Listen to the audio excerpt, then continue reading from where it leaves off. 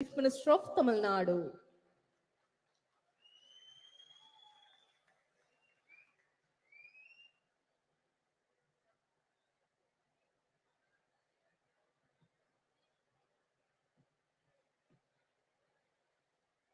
திருமிகு லேஷி சிங் அவர்களுக்கு நினைவு பரிசு வழங்கி சிறப்பிக்கும் தருணம். திருமிகு லேஷி Singh will be honored by our Honorable Chief Minister of Tamil Nadu.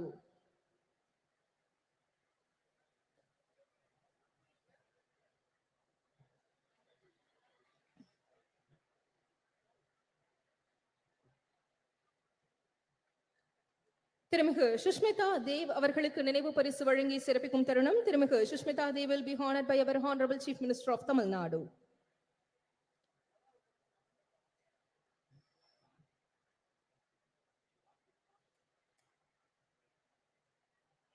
திருமிகு ராக்கி பிட்லன் அவர்களுக்கு நினைவு பரிசு வழங்கி சிறப்பிக்கும் தருணம். திருமிகு rakhi பிட்லன் will be honored by our Honorable Chief Minister of Tamil Nadu.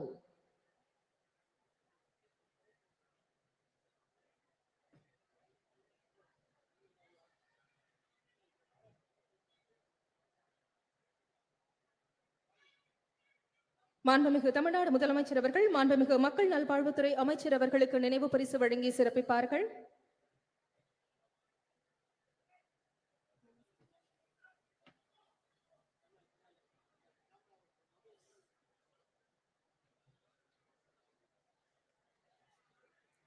மாண்புமிகு மருத்துவ மற்றும் மக்கள் நல்வாழ்வுத்துறை அமைச்சர் அவர்களுக்கு நினைவு பரிசு வழங்கி சிறப்பிக்க உட்பட உள்ளது.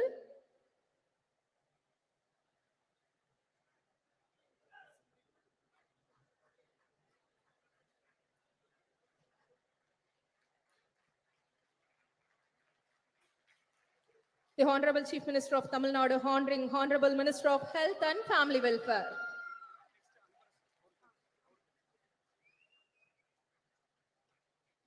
மாண்புமிகு தமிழ்நாடு முதலமைச்சர் அவர்கள் மாண்புமிகு சிறு குறு மற்றும் நடுத்தர தொழில் நிறுவனங்கள் துறை அமைச்சர் அவர்களுக்கு நினைவு பரிசு வழங்கி சிறப்பிப்பார்கள்.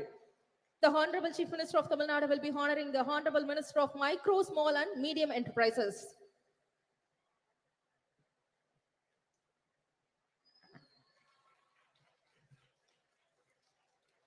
திமுக பொதுச் செயலாளர் திருமிகு கனிமொழி கருணாநிதி அவர்கள் மாண்புமிகு தமிழ்நாடு முதலமைச்சர் அவர்களுக்கு நினைவு பரிசு வழங்கி சிறப்பிப்பார்கள்.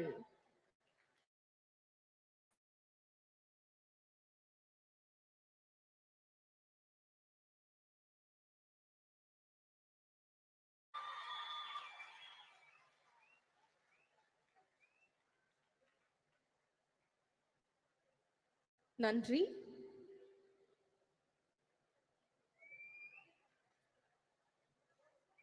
குழந்தைகள் நலன் மற்றும் பெண்களின் உரிமைகளை முதன்மையாக கொண்டு பணியாற்றி வரும் டெல்லி சட்டப்பேரவை துணைத் தலைவரும் ஆம் ஆத்மி கட்சியின் தேசிய நிர்வாக குழு உறுப்பினருமான திருமிகு ராக்கி பிட்லன் அவர்களை சிறப்புரையாற்ற அன்புடன் அழைக்கிறோம். With great pleasure we invite திருமிகு rakhi பிட்லன் for the special address.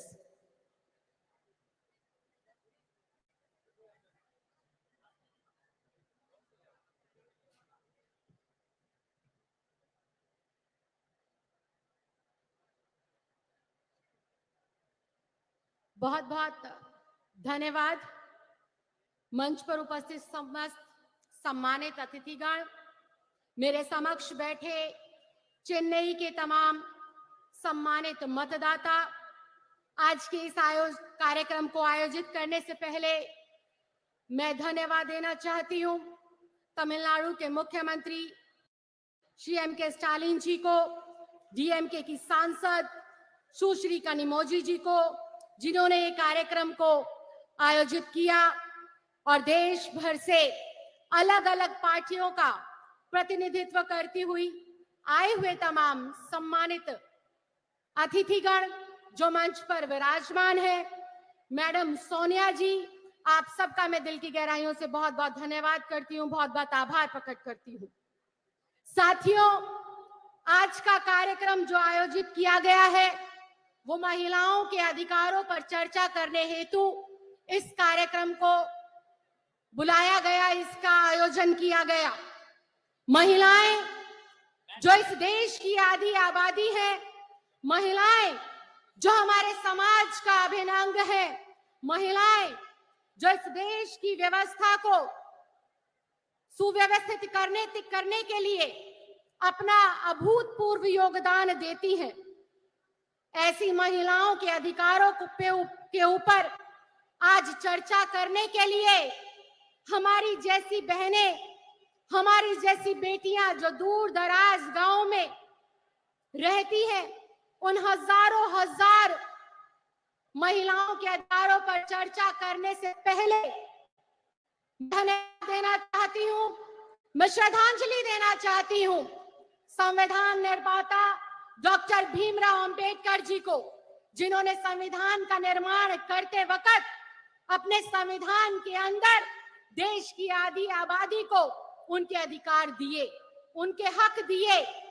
Doctor Bhimrao Ambedkar ji ने कानून बनाकर महिलाओं को समाज में समानता का अधिकार दिया, महिलाओं को समान शिक्षा और समान वेतन पाने का अधिकार दिया, महिलाओं को चार दीवारी से बाहर निकलकर अपने जीवन को अपने मुताबिक जीने का अधिकार दिया। डॉक्टर भीमराव अंबेडकर संविधान निर्माता ने तो कई दशकों पहले ही हमारे इस देश की आधी आबादी को उसके अधिकार दे दिए थे। ये देश की आधी आबादी संविधान निर्माता डॉक्टर भीमराव अंबेडकर जी का बहुत बहुत धन्यवाद करती है। और देश की आधी आबादी की ये महिलाएं जो आज देश के अलग अलग हिस्सों में अपना प्रतिनिधित्व करती हैं, चंद्रयान जैसी देश में जब ऐतिहासिक लॉन्चिंग हुई तो उसके अंदर भी जो महत्वपूर्ण योगदान है वो हमारे भारतवर्ष की बेटियों का रहा है, भारत की महिलाओं का रहा है। ये देश की आधी आबादी है जिसने हमारे देश की तरक्की में, उसको आगे बढ़ाने में, चाहे गांव हो, देहात हो, छोटे से छोटा कस्बा हो, घर पे रहकर गृहिणी के रूप में या फिर किसी कामकाजी महिला के रूप में देश को अग्रसर करने के लिए अपनी महत्वपूर्ण योगदान और अपना महत्वपूर्ण भूमिका दी है। डॉक्टर भीमराव अंबेडकर जी का संविधान जहां महिलाओं को अपनी प्रतिभा के अनुसार अपना प्रतिभा का प्रदर्शन करने का मौका मिलता है, और अगर मैं अपनी बात करूं तो डॉक्टर भीमराव अंबेडकर जी के आशीर्वाद से ही मैं उस माँ की बेटी हूं जो दिल्ली के एक सरकारी स्कूल में कर्मचारी है। लेकिन डॉक्टर भीमराव अंबेडकर जी की वजह से, भारत देश के लोकतंत्र की खूबसूरती की वजह से और आम आदमी पार्टी के राष्ट्रीय संयोजक अरविंद केजरीवाल जी के आशीर्वाद की वजह से आज ये दिल्ली की बेटी अपनी पार्टी का और अपनी सरकार का प्रतिनिधित्व आप लोगों के समक्ष कर रही है। ये देश के लोकतंत्र की ही खूबसूरती है।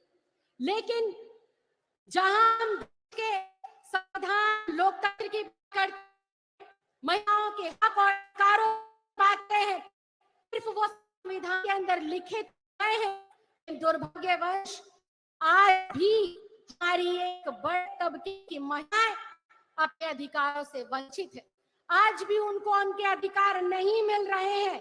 देश की महिलाएं 21वीं सदी के अंदर, आजादी के 75 सालों के अंदर पूरे देश में शिक्षा जो पाती हैं पुरुषों के मुकाबले वो महज 65% है, जो कि बेहद चिंता का विषय है, बेहद सोच का विषय है। पूरे देश में अगर हम कामकाजी महिलाओं की बात करें जो कि रिकॉर्ड पर मेंटेन होता है, उस काम की बात करें तो उस काम को करने वाली कामकाजी महिलाओं की भी संख्या आज 75 साल पूरे होने के बावजूद भी महज 25 से 27% रह जाती है। भारतीय राजनीति की बात करें, मंच पर बहुत मुझसे भी ज्यादा प्रसिद्ध, मुझसे भी ज्यादा लोकप्रिय, मुझसे भी ज्यादा ताकतवर और जिम्मेदार महिलाएं विराजमान हैं और मैं इनके समक्ष इस बात को रख रही हूं और ये मेरी बात से सहमति भी जताएंगी कि राजनीति के अंदर महिलाओं का जो प्रतिनिधित्व है वो भारत के लोकतंत्र के लिए, हमारे देश की महिलाओं के लिए बेहद सोच का विषय है। महज 15 से लेकर 17% महिलाएं हमारी भारतीय राजनीति के अंदर अपना प्रतिनिधित्व देती हैं।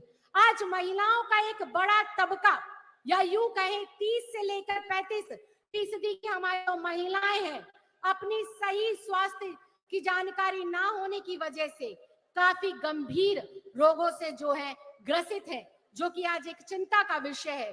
कितने संख्या के अंदर गर्भवती महिलाएं जब अपना प्रसव के दौरान अस्पतालों में जाती है, सही स्वास्थ्य की जानकारी ना होने की वजह से उनकी मृत्यु हो जाती है।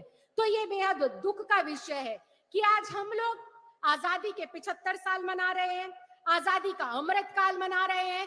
उसके उलट जो इस देश का अभिन्न अंग है, जो इस देश की जनसंख्या का 50% है, उसके भी आज हम स्वास्थ्य की चिंता, उसके शिक्षा की चिंता, उसकी सुरक्षा की चिंता, उसके रोजगार की चिंता के ऊपर आज इतना बड़ा सम्मेलन कर रहे हैं।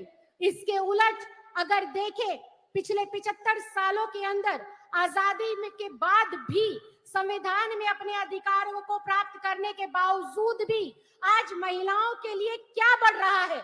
महिलाओं के लिए क्राइम दिन प्रतिदिन बढ़ रहा है। दूर दराज में रहने वाली कोई बेटी हो या शहर के बीचों बीच रहने वाली कोई बुजुर्ग महिला हो, हर वक्त 24 घंटे हर पहर वो असुरक्षा के भाव में जीती है। चाहे वो कोई कस्बा हो, चाहे गांव हो, देश की राजधानी हो, किसी शहर की, प्रदेश की राजधानी हो, आज हमारी बहन बेटियों के अंदर, आज हमारी महिलाओं के अंदर असुरक्षा का भाव हर वक्त उनके दिमाग में रहता है। इसके साथ साथ अशिक्षा का जो माहौल है, अशिक्षा का जो आंकड़ा है, वो जैसे जैसे आजादी का हमारा देश का समय बढ़ता जा रहा है, महिलाओं की अशिक्षा का आंकड़ा उतनी तेजी से बढ़ता जा रहा है। इसके साथ साथ घरेलू हिंसा हो, अत्याचार हो, महिलाओं की आवाज को दबाने वाले जो है अपराध हो, नित दिन उनका ग्राफ बढ़ता जा रहा है, जो कि बेहद दुर्भाग्यपूर्ण है। जो संविधान के अंदर तो, सरकारों के अंदर तो हम लोगों ने सिर्फ कागजों के ऊपर अपनी बेटियों को, अपनी महिलाओं को, अपनी बहनों को हक और अधिकार दिए हैं, लेकिन वास्तव में आज जरूरत है उन हक को, उन अधिकारों को जमीन पर उतार कर उनकी झोली में डालने का, उनको लाभ पहुंचाने का। आज जरूरत है समाज के तमाम बुद्धिजीवियों को, आज जरूरत है तमाम राजनीतिक दलों के, राजनीतिक लोगों को, आज जरूरत है जो है केंद्र की सरकार में बैठे हुए लोगों को और राज्य की सरकारों में बैठे हुए लोगों को ये सोचने की, इस पर मंथन करने की, इस पर चिंतन करने की जरूरत है कि हम हमारी बेटियों के अंदर से यह असुरक्षा का भाव कैसे खत्म करें, कैसे हम इस देश की प्रगति में अपना महत्वपूर्ण योगदान देने वाली देश की आधी आबादी जो हमारी बहनें हैं, जो हमारी माएं हैं, इनको कैसे हम बेहतर से बेहतर सुरक्षा दें, रोजगार के बेहतर से बेहतर अवसर प्रदान करें। आज राजनीति के अंदर जितनी महिलाओं की जरूरत है, उससे कहीं ज्यादा मुझे लगता है कि उन महिलाओं की जरूरत है जो गलियों में, कस्बों में, गली में, मोहल्लों में जाकर महिलाओं को उनके हक के लिए जागने का काम करे, उनको जागरूक बनाने का काम करे और आगे बढ़ाने का काम करे। मैं एक बार फिर से दिल की गहराइयों से बहुत बहुत धन्यवाद देना चाहती हूँ, बहुत बहुत आभार प्रकट करना चाहती हूँ तमिलनाडु की सरकार का और यहाँ पर आए हुए तमाम लोगों का, तमाम आयोजनकर्ताओं का, कि आपने देश की 75वीं वर्षगांठ जो खत्म हो गई है, अमृत काल के मौके पर इस ज्वलंत मुद्दे को उठाया। देश की जरूरत है आज महिलाओं को सशक्तिकरण देने की, देश की जरूरत है आज महिलाओं को उनके अधिकार देने की, और देश को आज जरूरत है आखिरी पंक्ति में खड़ी हुई महिला को शिक्षित करने की, रोजगार देने की। आपने मुझे बोलने का मौका दिया, इसके लिए मैं बहुत बहुत धन्यवाद देती हूँ, बहुत बहुत आभार प्रकट करती हूँ। जय हिंद, जय Bharat. Thank you, ma'am, for your special address. பெண்ணுரிமைக்கு தொடர்ந்து குரல் கொடுத்து வருபவரும் திரிணாமுல் காங்கிரஸ் கட்சியின் தேசிய செய்தி தொடர்பாளருமான திருமிகு சுஷ்மிதா தேவ் அவர்களை சிறப்புரையாற்ற அன்புடன் அழைக்கிறோம். It is our privilege and honor to invite திருமிகு Sushmita Dev, national spokesperson for the Trinamool Congress, well known for her unwavering dedication to championing women rights, to deliver the special address.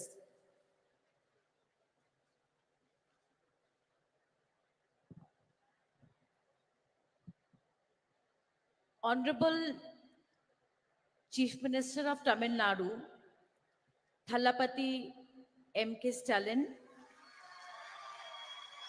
I have to say it's a great honor to come face to face with you, sir, for the first time. Former Jammu and Kashmir Chief Minister Mehbooba Mufti ji, Honorable Member of Parliament Kandi Mohi ji, Indian National Congress General Secretary Priyanka Gandhi ji, NCP Working President Supriya Sule ji, Subhasini Ali ji, Miss Annie Raja, Leshi Singh ji, Rakhi Bidlan ji, and many of the eminent members of parliament, MLAs, ministers of the DMP party, and the electrifying caucus of women who have gathered here today to pay tribute to their great leader, Dr. Karunanidhi ji. I am absolutely elated to represent my party, All India Trinamool Congress, in the centenary year celebration of Kalangyar Dr. Karunanidhi, the longest serving Chief Minister of Tamil Nadu. On behalf of my leader, Honorable Chief Minister of Bengal and Chairperson of the party, Mamata Banerjee, I pay my respectful tribute to him. This is a significant platform to speak about the future of women in India. The esteemed speakers here on stage and everybody attending this discussion today will agree that Dr. Karunanidhi has a legacy of work driven towards social justice and equality of all. His initiatives were path-breaking, not just for women, but I have to say, for the third gender. He set a new precedent in Tamil Nadu by starting a welfare board for them. Till today, he is remembered for giving equal right to women to ancestral property for the first time in India. And last but not the least, a jobs quota, a government jobs quota was given by Karunanidhi ji in Tamil Nadu. And undoubtedly, Thiru, Honorable Chief Minister, is taking this legacy forward with much vigor. I would like to tell the Chief Minister that I Googled and I could not finish counting the number of welfare policies Thiru Stalin has done for the women of Tamil Nadu. The backdrop of this meeting is all of us have come together, look to assess and look at the future of women in India. And what is the backdrop? The backdrop is the recently passed Women's Reservation Bill in the month of September. Historically, if we look at the debates of the Constituent Assembly, we will see that the women members of the constituency were in two minds whether there should be reservation or not. But they believed that political segregation was not the way and it would amount to dilution of equality. But my friends, that we all have to agree that in the last 72 years of electoral and party politics, the trend of women's participation in our great country is rather dismal. Therefore, started the churning for affirmative action. Why affirmative action? Because after independence, despite the role the women of India had played in the independence war and thereafter, we could not rid our societies of gender roles and patriarchy. Women have proved their ability to compete, and if I may say so, they have been but better than men in many aspects. Yet, their economic and political participation is dwindling. I'm pained to say that we all today cannot keep repeating that what are the causes, what are the reasons why women of India are behind. But I think we all have to be instrumental in changing this. And may I say that no affirmative action alone can succeed. No affirmative action alone can succeed. I strongly believe that every single political party is a gateway to politics for women of India. The All India Trinamool Congress and my leader, Mamta Banerjee, implemented women's reservation during the 2019 parliamentary elections. She gave 41% nominations to women. And let me tell you, it was not an easy election for her.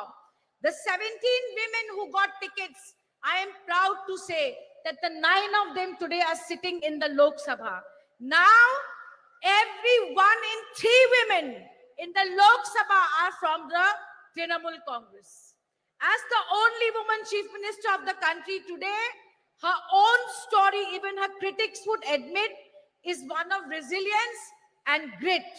She faced every imaginable challenge, right from physical violence to patriarchy and even poverty, but stood tall through it. Once she succeeded, she used her party's capacity and her popularity to walk the talk and bring women to the forefront. Friends, compare Mr. Narendra Modi, the Prime Minister of India.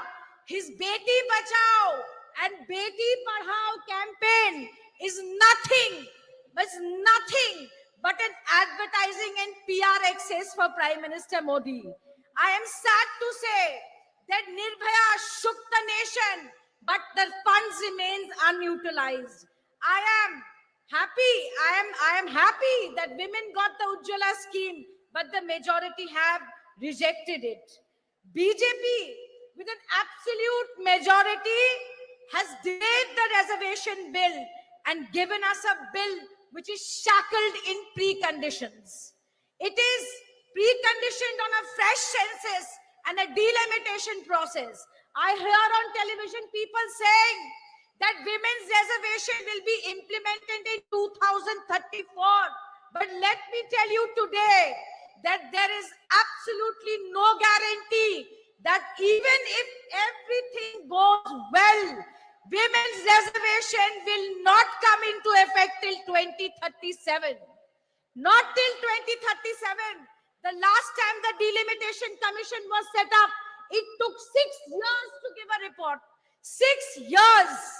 Therefore, my friends, BJP is infamous for tokenism. Today, when the women's reservation bill was being debated in the parliament, we should be ashamed. We should be ashamed that the BJP MP accused of molesting our wrestlers was sitting in the parliament. Today, while women were being paraded naked in Manipur, raped and children orphaned, today the Prime Minister's conscience were not shaken. But like I said, how do we do it differently? And the only thing that I can think of is where women have voted in greater numbers, why should they remain at a minimum of a bare number of 9% in the Lok Sabha? If we want to change this, I feel that there has to be political will.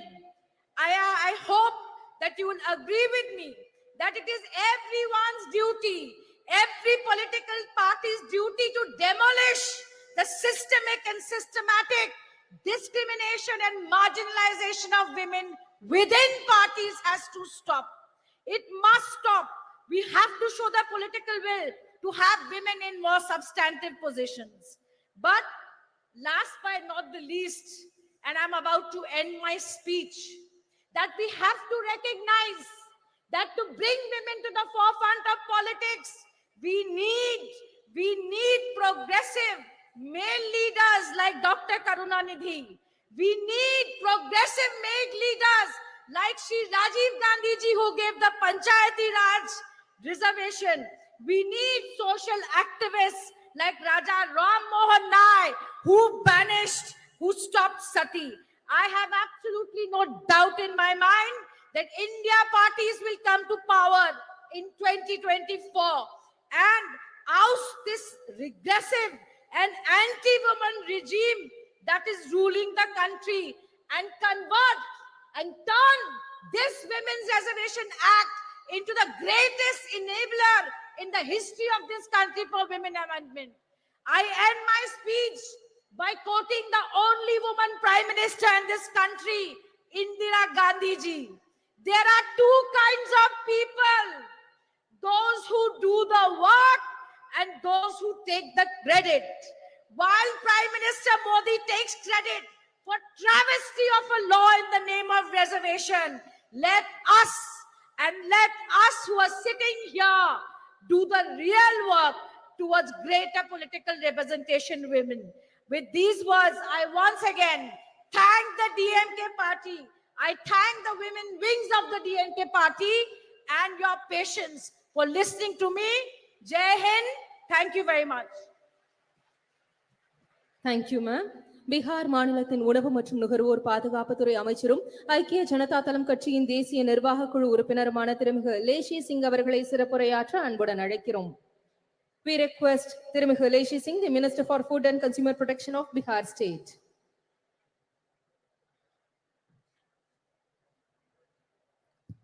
धन्यवाद। आज महिला अधिकार सम्मेलन में सर्वप्रथम मैं party Janata Dal United की ओर से उपस्थित महिला बहनों का हार्दिक अभिनंदन करती हूं। मैं आभार प्रकट करना चाहती हूं हमारे माननीय मुख्यमंत्री श्री नीतीश कुमार जी एवं जनता दल यूनाइटेड के राष्ट्रीय अध्यक्ष आदरणीय ललन जी का, जिन्होंने इस ऐतिहासिक कार्यक्रम में प्रतिनिधित्व करने का अवसर प्रदान किया।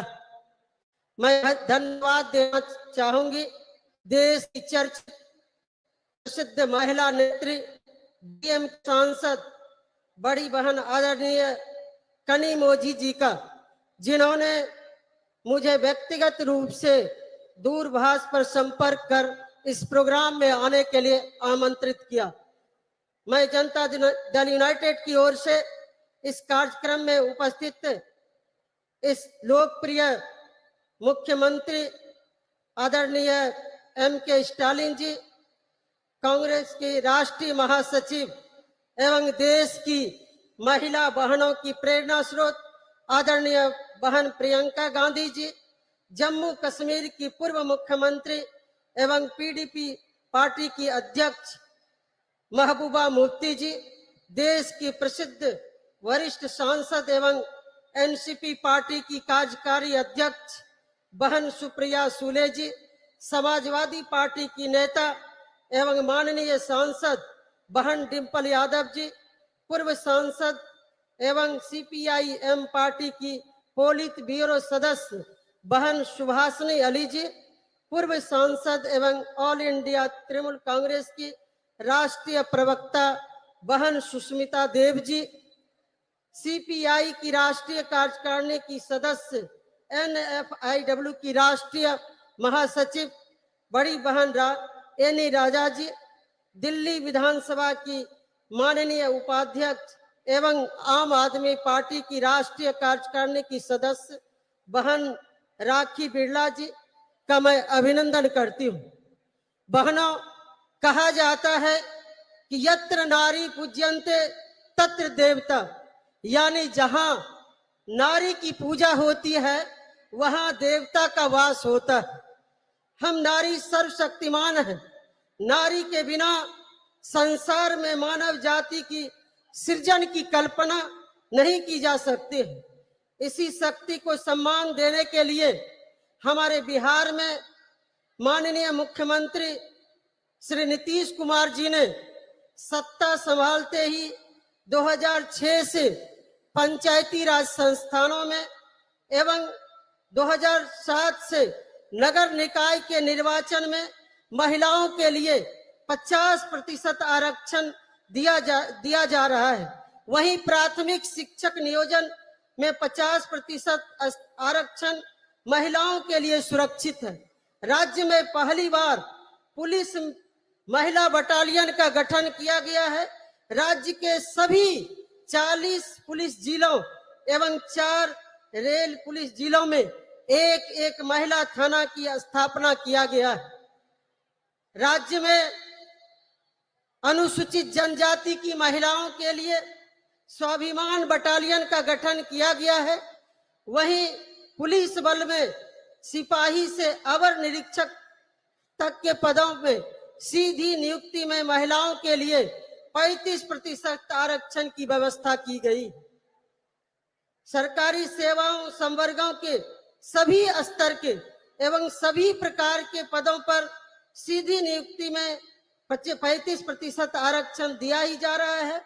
एक उदाहरण मात्र मैं देना चाहूंगी। बिहार राज्य में 1,07,431 पंच के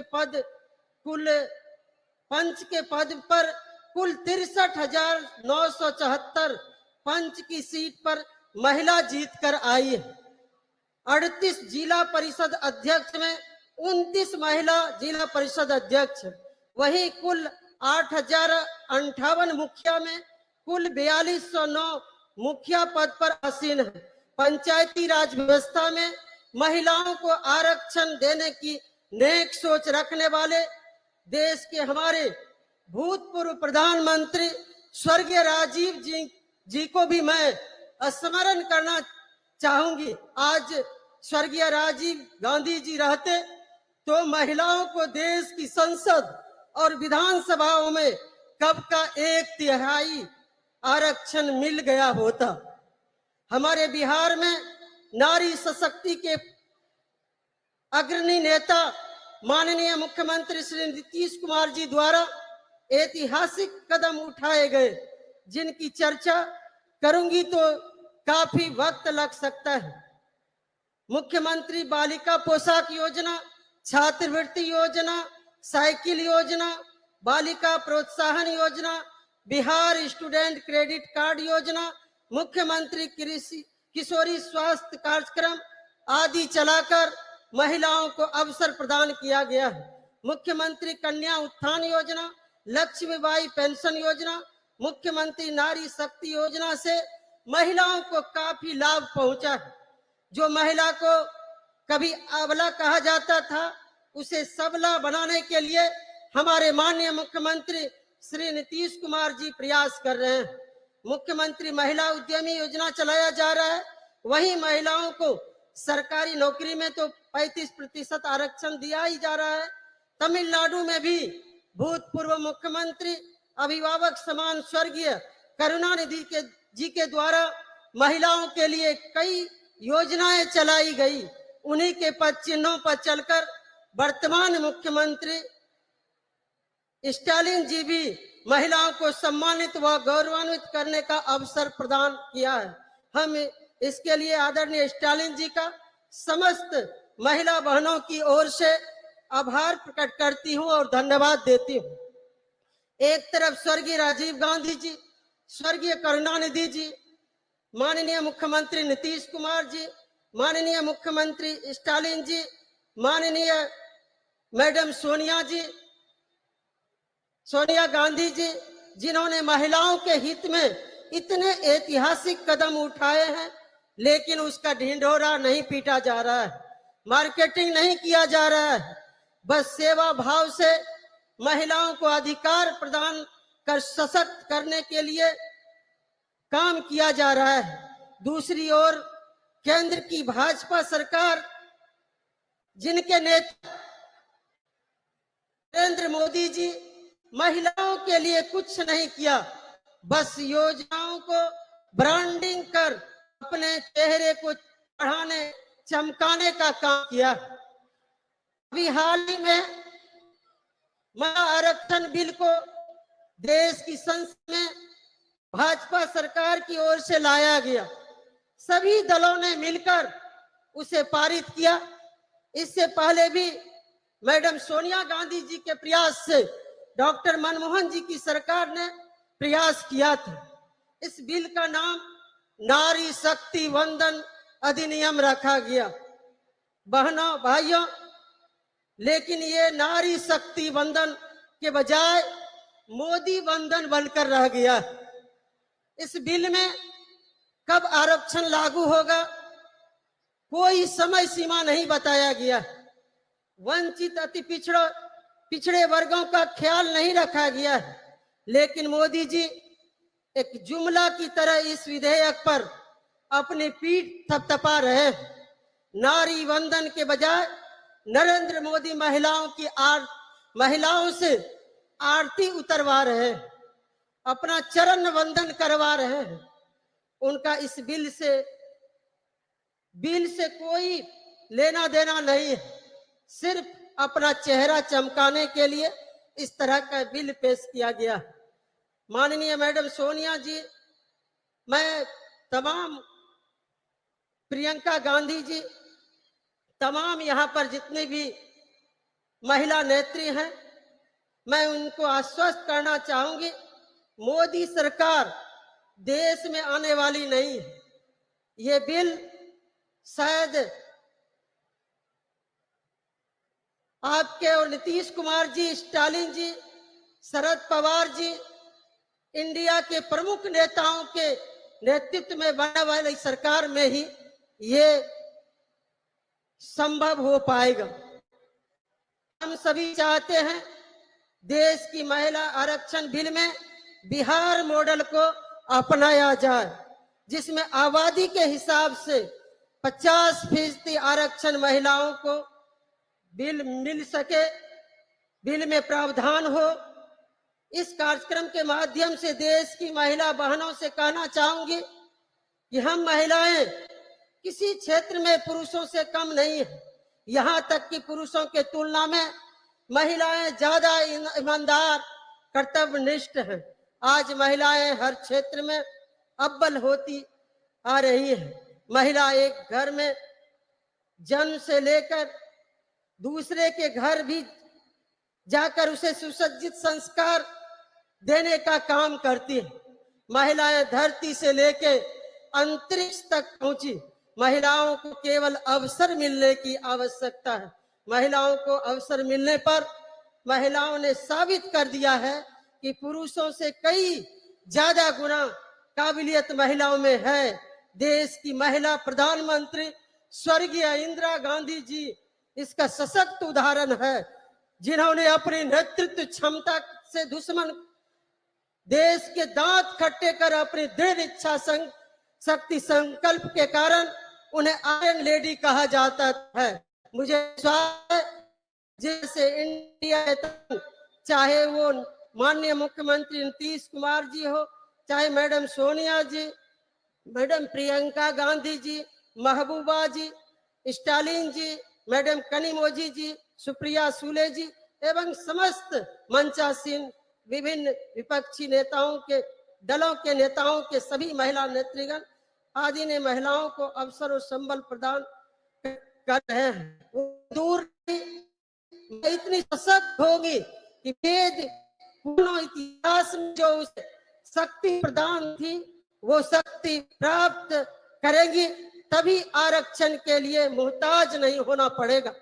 मैं विनम्रता के साथ अनुरोध करना चाहूंगी मैडम प्रियंका जी से, मैडम कनिमोझी जी से, मैडम सुप्रिया सुले जी से, महबूबा जी से एवं समस्त मंचासीन सभी महिला नेत्रियों से कि एकजुट होकर देशव्यापी कार्यक्रम के तहत मातृवंदन अभियान पर निकले। हम सभी साथ मिलकर कदम से कदम मिलाकर चलने को तैयार हैं। देश की महिलाएं आप सबों को पुकार रही है, आप आगे बढ़े, हम सभी साथ। बस आदि आबादी ही नरेंद्र मोदी का हिसाब किताब बराबर कर देंगी। मुझे विश्वास है कि मेरे अनुरोध पर आप सभी विचार करेंगे। अंत में मैं बिहार के माननीय मुख्यमंत्री श्री नीतीश कुमार जी के ओर से यहाँ उपस्थित महिला बहनों को शुभकामना प्रेषित करती हूँ। उनकी ओर से महिलाओं की अधिकार की हर लड़ाई में सहयोग समर्थन का भरोसा देते हुए यही उनका शुभकामना संदेश है। पुनः इस कार्यक्रम में आयोजन करता मैडम कनिमोझी जी, यहाँ के लोकप्रिय मुख्यमंत्री आदरणीय स्टालिन जी एवं समस्त मंचासीन नेताओं बड़ों से आशीर्वाद लेते हुए अपनी वाणी को विराम देती हूँ। जय हिंद, जय Bharat. Thank you, ma'am. Samajwadi கட்சியை சேர்ந்த நாடாளுமன்ற உறுப்பினர் திருமிகு டிம்பிள் யாதவ் அவர்களை சிறப்புரையாற்ற அன்புடன் அழைக்கிறோம். We are delighted to welcome திருமிகு Dimple Yadav. Member of Parliament has demonstrated that women's participation in politics lead to the empowerment of society to deliver special address. Thalapati M.K. Stalin ji, Mrs. Kani Mohi, MP and Deputy General Secretary of DMK, General Secretary of International Congress, Priyanka Gandhi ji, MP and Working President of NCP, Mrs. Supriya Sule ji, former Chief Minister of Jammu Kashmir, Chairperson PDP, Mrs. Mehbooba Mufti ji, former MP and Pilot Bureau member of CPI-M, Mrs. Vashni Ali ji, National Congress, National Executive Committee member, CPI, Mrs. Ani Raja ji, Minister of Food and Consumer Protection, Government of Bihar, Mrs. Leshi Singh ji, Deputy Speaker, Delhi Assembly, and National Executive Member of AAP, Mrs. Rakhi Bidlan ji, former MP and National Spokesperson, AITC, Mrs.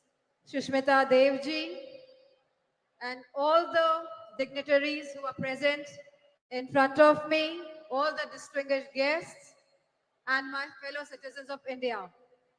This day and moment have been 100 years in the making, as today we celebrate the, the centenary of the DMK patriarch and a great son of soil, a towering leader, a progressive ideologue, a politician par excellence, and the founder of the political movement for the betterment of India and all its people, respected Shri M. Karunanidhi ji. He was popular as Kalanyar and Muttame Aranyar. Kalanyar was the title. Kalanyar was the title of Tamil politics. His life was marked by a relentless struggle for social justice and the empowerment of the marginalized communities, minorities, OBCs, SC/STs, and especially women. His political journey was an unending quest to eradicate social inequalities. He championed the cause for women's rights, advocating for gender equality in a deeply patriarchal society. He advocated affirmative actions to support oppressed, marginalized communities and minorities. He was a great advocate of increased state autonomy and accountability in the Indian federal structure. He pursued the Rajamanar Committee's report that was accepted by the then Prime Minister, Mrs. Indira Gandhi ji, and the Chief Ministers got the right to hoist the flags on Independence Day. Kalanar's life was dedicated to the pursuit of social justice, an endeavor that remains even more relevant and inspiring today. His vision was rooted in the principles of equality, fairness, and inclusivity. He believed that society could only prosper when every citizen, regardless of their background, was given equal opportunities to thrive. Under his leadership, the DMK pioneered several progressive policies that aimed to uplift the marginalized and oppressed sections of society. His government increased the reservation for backward classes from 25 to 31% and from 16 to 18% for SC/STs, established the first ministry for the welfare of the backward class. As a member of parliament and a woman, I am deeply honored to address you all on this special occasion, and I want to focus on the three fundamental aspects of the vision for India: an unyielding commitment to social justice, tireless effort to protect the dignity of each individual, and untiring advocacy for women's rights. Samajwadi Party remains committed to these ideals as we cherish and uphold an unwavering commitment to protecting the respect and dignity of every individual. In a diverse India, the protection of regional, social, cultural, and linguistic identities is of paramount importance as it is integral to the identity and pride of each and every individual. Leadership in this regard is not about exclusion, but rather about pluralism and diversity, celebrating the unique cultural tapestry that is India. Now I turn my attention to the third crucial aspect of our vision, a deep sense of commitment to women's rights. We all must be a true feminist today, advocating for gender equality, women's education and upliftment, policies that have always been advocated and implemented by the Samajwadi Party in Uttar Pradesh, found home and expression in Tamil Nadu under Kalainar.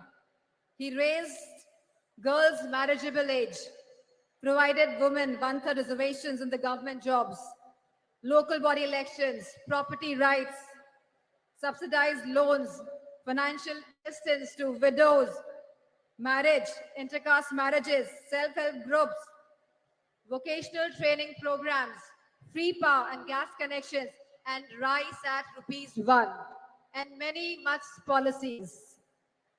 We must recognize that women's economic empowerment is not only a matter of individual dignity, but also a path towards overall societal and economic progress. This is in strict conformance to what successive Samajwadi Party governments have delivered for women in Uttar Pradesh under the chief ministership of Honorable Netaji and Sri Akhilesh Yadav ji.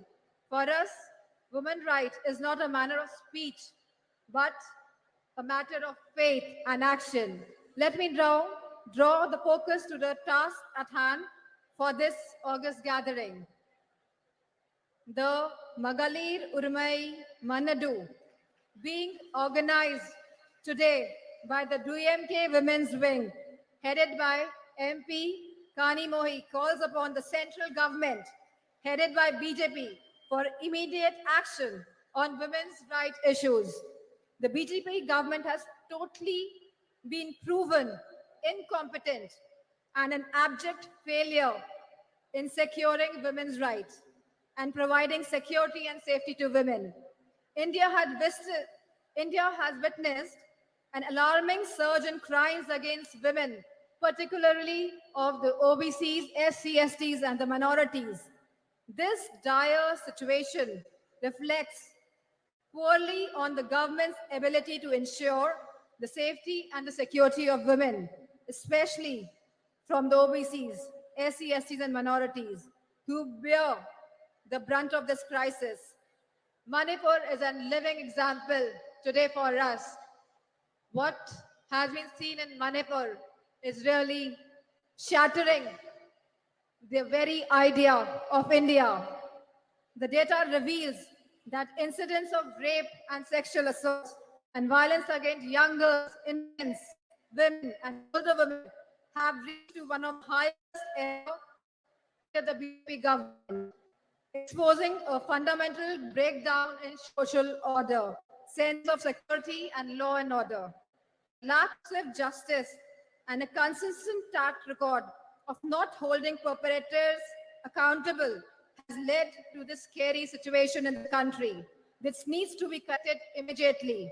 Nothing can be allowed to impinge on the right of life. In the Indian democracy, women constitute of half the population, and this active participation in politics is essential for the robust democracy and a truly inclusive society. The recent proposal by BJP government to postpone the vital reform of implementing 33% reservations of women in parliament and state assemblies way into the distant future is a huge disappointment that appears to be only a BJP political ploy. The BJP's move is only an eyewash purely for electoral gains. Samajwadi Party's argument for providing separate reservations for OBCs, for SC/STs, and minorities is a critical, progressive stance that deserves immediate inclusion and consequent implementation. The BJP government's One size fits all will certainly dilute the representation of marginalized communities. The Samajwadi Party's proposition recognizes the unique challenges faced by the women of OBCs, SC/STs, and minorities by providing separate reservation. It ensures that these historically disadvantaged groups have a more equitable chance at political participation. BJP government should be open to this critical improvement offered by the Samajwadi Party. It is essential to recognize that diversity in representation is key to vibrant and dynamic democracy. The Samajwadi Party's argument rightly underscores the crucial point. As has Samajwadi Party has consistently advocated for women's safety and their rights. We recognize the importance of safe environment for women as a catalyst for the societal change and economic growth. A safe environment empowers women to participate more actively in the workforce, driving India's progress. In fact, Claudia Golden of Harvard, who won the award Nobel Prize in Economics, argues for increased women labor force participation rate, validating Samajwadi Party's approach and philosophy on this subject. The time for procrastination has passed. We need to break down the barriers that have held women back for so long. Let us build a society where everyone can live with dignity, freedom, and equal opportunities. We at Samajwadi Party, along with the India Coalition, are committed to making this vision a reality. And we urge all the citizens to join us in this essential demand for the coming change. It is an idea whose time has come. Thank you, DMK, for organizing this wonderful Congress, this wonderful conference today, and for giving me this opportunity to present my views, my thoughts on behalf of Samajwadi Party. And I thank all the women wing of DMK. Thank you. Jai Hind. Thank you ma'am. சமத்துவத்தையும் சமூக மாற்றத்தையும் இலக்காக கொண்டு மகளிர் உரிமைகளுக்காக போராடி வரும் இந்திய கம்யூனிஸ்ட் கட்சியின் தேசிய நிர்வாக குழு உறுப்பினரும் இந்திய மாத தேசிய சம்மேளனத்தின் பொதுச் செயலாளருமான திருமிகு ஆனி ராஜா அவர்களை சிறப்புரையாற்ற அன்புடன் அழைக்கிறோம்.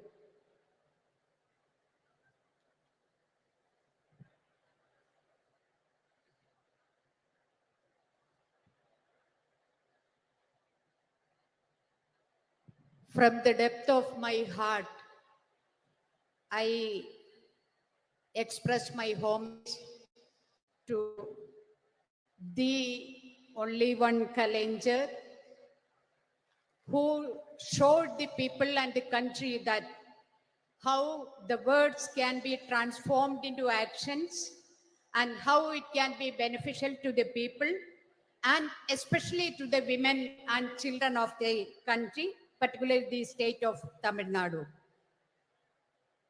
I extend my gratitude and red salute to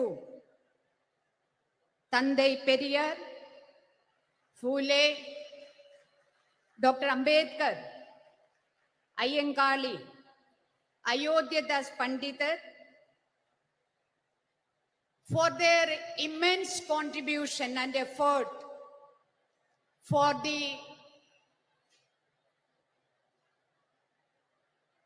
today what we have achieved, and today we are standing before you and the party is organizing a meeting for the women to discuss about their rights.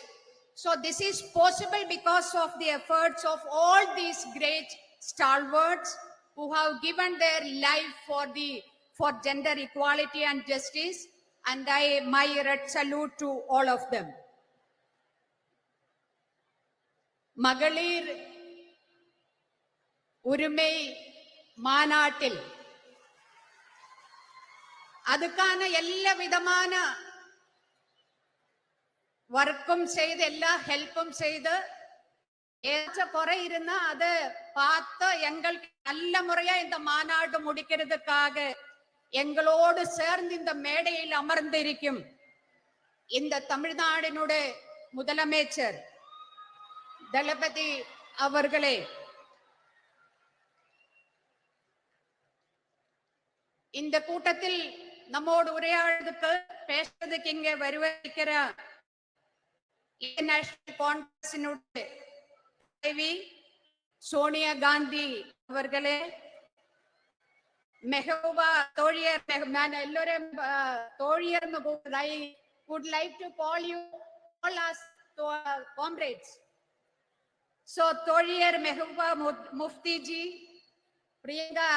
தோழியர் Priyanka Gandhi ji, தோழியர் கனிமொழி ஜி, தோழியர் சுபாஷினி ஜி, தோழியர் சுப்ரியா சூலே ஜி, தோழியர் டிம்பிள் யாதவ் ஜி, தோழியர் லேஷி ஜி, தோழியர் சுஷ்மிதா தே, தோழியர் ராத்தி, அண்ட் நம்மளை எல்லாரும் இங்க வருக வருக என்று வெல்கம் பண்ணி அமர்ந்திருக்கிற தோழியர் ஹெலன் ஜி, உங்களுக்கு எல்லோருக்கும் இந்திய கம்யூனிஸ்ட் பார்ட்டி சிபிஐயுடைய இந்திய மாதர் தேசிய சம்மேளனம் NYWனுடைய நெஞ்சார்ந்த வணக்கத்தையும் வாழ்த்துக்களையும் தெரிவிக்கிறேன்.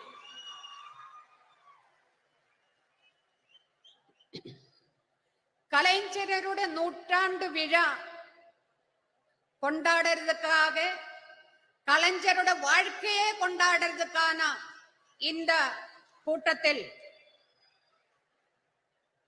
இங்கே அமர்ந்திருக்கிற இந்த தமிழ்நாட்டினுடைய எல்லா மாவட்டங்களிலும் வந்திருக்க என்னுடைய அன்புக்கும் மரியாதைக்கும் கூறிய தோழியர்களே, உங்களை எல்லோரையும் சேர்த்து பிடிச்சு ஒரு முத்தத்தை கொடுக்கிறேன்.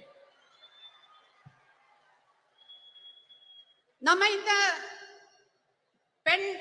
பெண்கள் உரிமை மாநாடு நடக்கும் போது என்ன நேட்டங்கள் இந்த தமிழ்நாட்டில பெண்களுக்காக கலைஞரும் அதே மாதிரி டிஎம்கே பார்ட்டியும் இங்க நமக்கு பெற்று தந்திருக்கிறதோ, அதே மாதிரி இந்த தேசத்துல நம்ம பெண்கள் என்ன சட்டங்களை என்ன உரிமைகளை நம்ம நேடி இருக்கிறதோ, இந்த போன 75 ஆண்டுக்குள்ளே போராட்டங்கள் பண்ணி நம்ம நேடி இருக்கிறதோ, அந்த அத்தனை உரிமைகளையும் பறிக்கிற மாதிரி தான் இன்னைக்கு மத்தியில் ஒன்றிய ஆட்சி இந்த தேசத்தை ഭരിച്ചു கொண்டிருக்கிறது.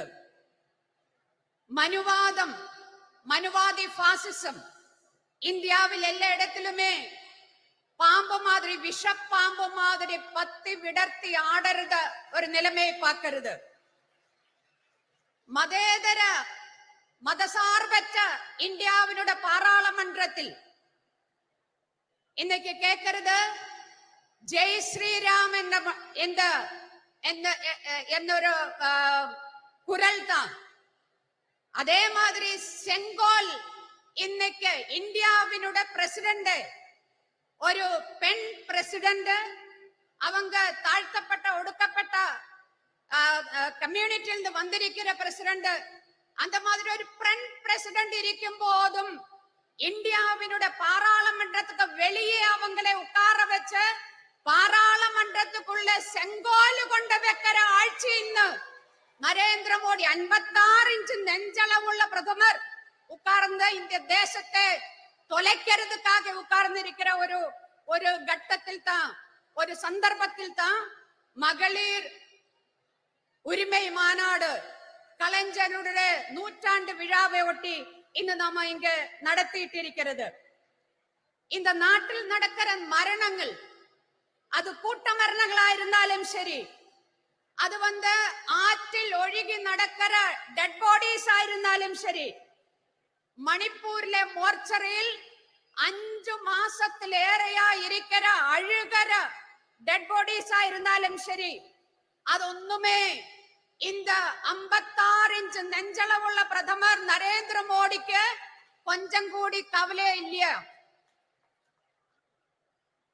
ബലാത്സംഗം, പാലിയൽ ബലാത്കാരമാവട്ടെ, കൂട്ട പാലിയൽ ബലാത്കാരമാവട്ടെ, അതെല്ലാമേ ചാനൽ ചർച്ച നമ്മ ஊடகங்களில் சர்ச்சை 2 நாள் 4 நாள். அதுக்கு பிறகு யாரையுமே அது கவலைப்படுத்தாத ஒரு செய்தியா மாறி இருக்கிற ஒரு சமயத்தில் தான் மகளிர் உரிமைக்கான மாநாடு நாம இங்க நடத்திட்டு இருக்கிறது. 2002 குஜராத் கலவரம். அந்த குஜராத் கலவரம் அது பிளான் பண்ணி டிசைன் பண்ணி நடப்பிலாக்கிய கலவரம் தான். ஆனா இந்த 2023 நாம இந்த மகளிர் மாநாடு நடக்கும்போது, உரிமை மாநாடு நடக்கிற இந்த டைமில் எங்க வேணாலும் எப்ப வேணாலும் நம்மளை மரணம் நம்மளை தேடி வரற ஒரு நிலைமை. எங்க வேணாலும் எப்ப வேணாலும் பெண்கள் பாலியல் பலாத்காரத்துக்கு ஆளாகிற ஒரு நிலைமை. அந்த மாதிரி ஒரு நிலைமையில் தான் இன்னைக்கு நாம இருக்கிறது. ட்ரெயினில் பயணம் செய்யும்போ அந்த ட்ரெயினில் பயணம் செய்யறவங்களே அவங்களை காப்பாற்றுவதற்காக போலீஸ், ரயில்வே போலீஸ் இருக்கிறது. ஆனா அந்த ரயில்வே போலீஸ் பயனாளிகளை தோக்கெடுத்து துப்பாக்கி எடுத்து சுட்டு கொலை பண்ணற காட்சி நம்ம கண் முன்னாடி இருக்கிறது. அதே மாதிரி ஒரு ஸ்கூலில், பள்ளிக்கூடத்தில் ஒரு டீச்சர் உட்கார்ந்த மத்த ஒரு முஸ்லிம் ஸ்டூடெண்ட் நிக்க வச்சு மத்த ஸ்டூடெண்ட்ஸோட சொல்றது, நீங்க எல்லாரும் போய் அடிங்கோ அந்த குழந்தைன்னு சொல்லி குழந்தைகள் தயங்குறது. ஆனாலும் அவங்கள ஃபோர்ஸ் பண்ணி அந்த குழந்தைய அடிக்க வைக்கிறது. இதும் நம்ம கண் முன்னாடி பார்த்துட்டு இருக்கிறது. ஒரு சிறுமி, 8 வயசான சிறுமி கூட்டாளியல் பலாத்காரத்தின் இரையாய் அங்கே தப்பிச்சோடி பல வாதிலும் தட்டி விழிக்கிறது, முட்டுறது, என்னை காப்பாற்றுங்கோ. யாருமே வாதில் துறக்காம அதே அப்படியே ஆட்டி ஓடிக்கிறது. இதும் நம்ம கண் முன்னாடி நடக்கிறது. இந்த மாதிரி ஒரு நிலைமையில் ஏன் இது நடக்காம இருக்குவே? 2014 இந்தியில ஒன்றியத்தில் பிஜேபி தலைமையிலான ஆட்சியா வந்ததிலிருந்து, அதுக்கு முன்னாடியே பெண்களுக்கு எதிரான வன்கொடுமைகள் நடந்துட்டு இருந்தது. ஆனா 2014 இருந்து பார்த்தா அதனுடைய நம்பர் அது ரொம்ப அதிகமா போயிட்டு இருக்கிறது. நம்பர் அதிகமா போகிறது மட்டும் கிடையாது, அதனுடைய குரூரதா எவ்வளவு கொடூரமான விதத்தில் அந்த பெண்கள் அந்த மாதிரி பாலியல் பலாத்காரத்துக்கு ஆளாகிறது. இது மட்டுமல்ல, இந்த மாதிரி பாலியல் பலாத்காரத்துக்கு ஆளானா அது கேஸுக்கு போனா, கோர்ட்டுக்கு போனா அங்க குத்தவாளிக்கு தண்டனை கிடைக்கிறது ரொம்ப கம்மி. 100 கேஸ் எடுத்தா அதுல 5 கேஸில் கூடி குத்தவாளியை தண்டிக்கிறது கிடையாது. அது மட்டுமா, ரொம்ப ரொம்ப இன்னாவில் இருக்கிற பெண்கள் இன்னைக்கு போர் முகத்தில் நிற்கிற மாதிரி യുദ്ധ സമാനമായ ഒരു സാഹചര്യത്തിലൂടെ ഇന്ത്യയിലെ സ്ത്രീകൾ കടന്നു പോകുന്നു എന്ന് പറയുന്നതിന് പ്രധാനപ്പെട്ട 2 കാരണങ്ങൾ ഇരിക്കുന്നത്. ഒന്ന്, ഇന്ത്യയില് നിറയെ ചട്ടങ്ങൾ ഇരിക്കുന്നത് പെൺകളെ കാപ്പാற்றுവதற்காக, பெண்களோட உரிமையை உறப்பு கொடுக்கிறதுக்காக, பெண்களை எல்லா விதமான கொடூரங்களிலும் காப்பாற்றுவதற்கான சட்டங்கள். அது எந்த சட்டமும் சும்மா ஏதாச்சும் இந்த நரேந்திர மோடி கொண்ட இங்க தந்தது கிடையாது. எங்களுக்கு எல்லாமே இந்தியாவிலே பெண்கள் போராடி அவங்களுடைய டெட் பாடி மேலே, அவங்களுடைய ரத்தத்தின் மேலே நின்னுதான் நிறைய சட்டங்கள் இந்தியாவினோட பாராளுமன்றம் பாஸ் ஆக்கியது. என்ன வருது இன்னைக்கு அந்த சட்டங்கள்? அங்கே குஜராத்தில் ബിൽക്കിസ് ബാനുവിനെ പറ്റി ഞാൻ നിങ്ങളോടെല്ലാം சொல்ல വേണ്ട അവസരം கிடையாது. ബിൽക്കിസ് ബാനുവിനെ അവളുടെ കുടുംബത്തിലെ മറ്റ പെൺകളെ കൂട്ട പാലിയൽ ബലാത്കാരം பண்ணி அவங்களை கொலை பண்ணிய அந்த கொடும் குற்றவாளிகள் அவங்களில் ஜெயிலில் இருந்தது.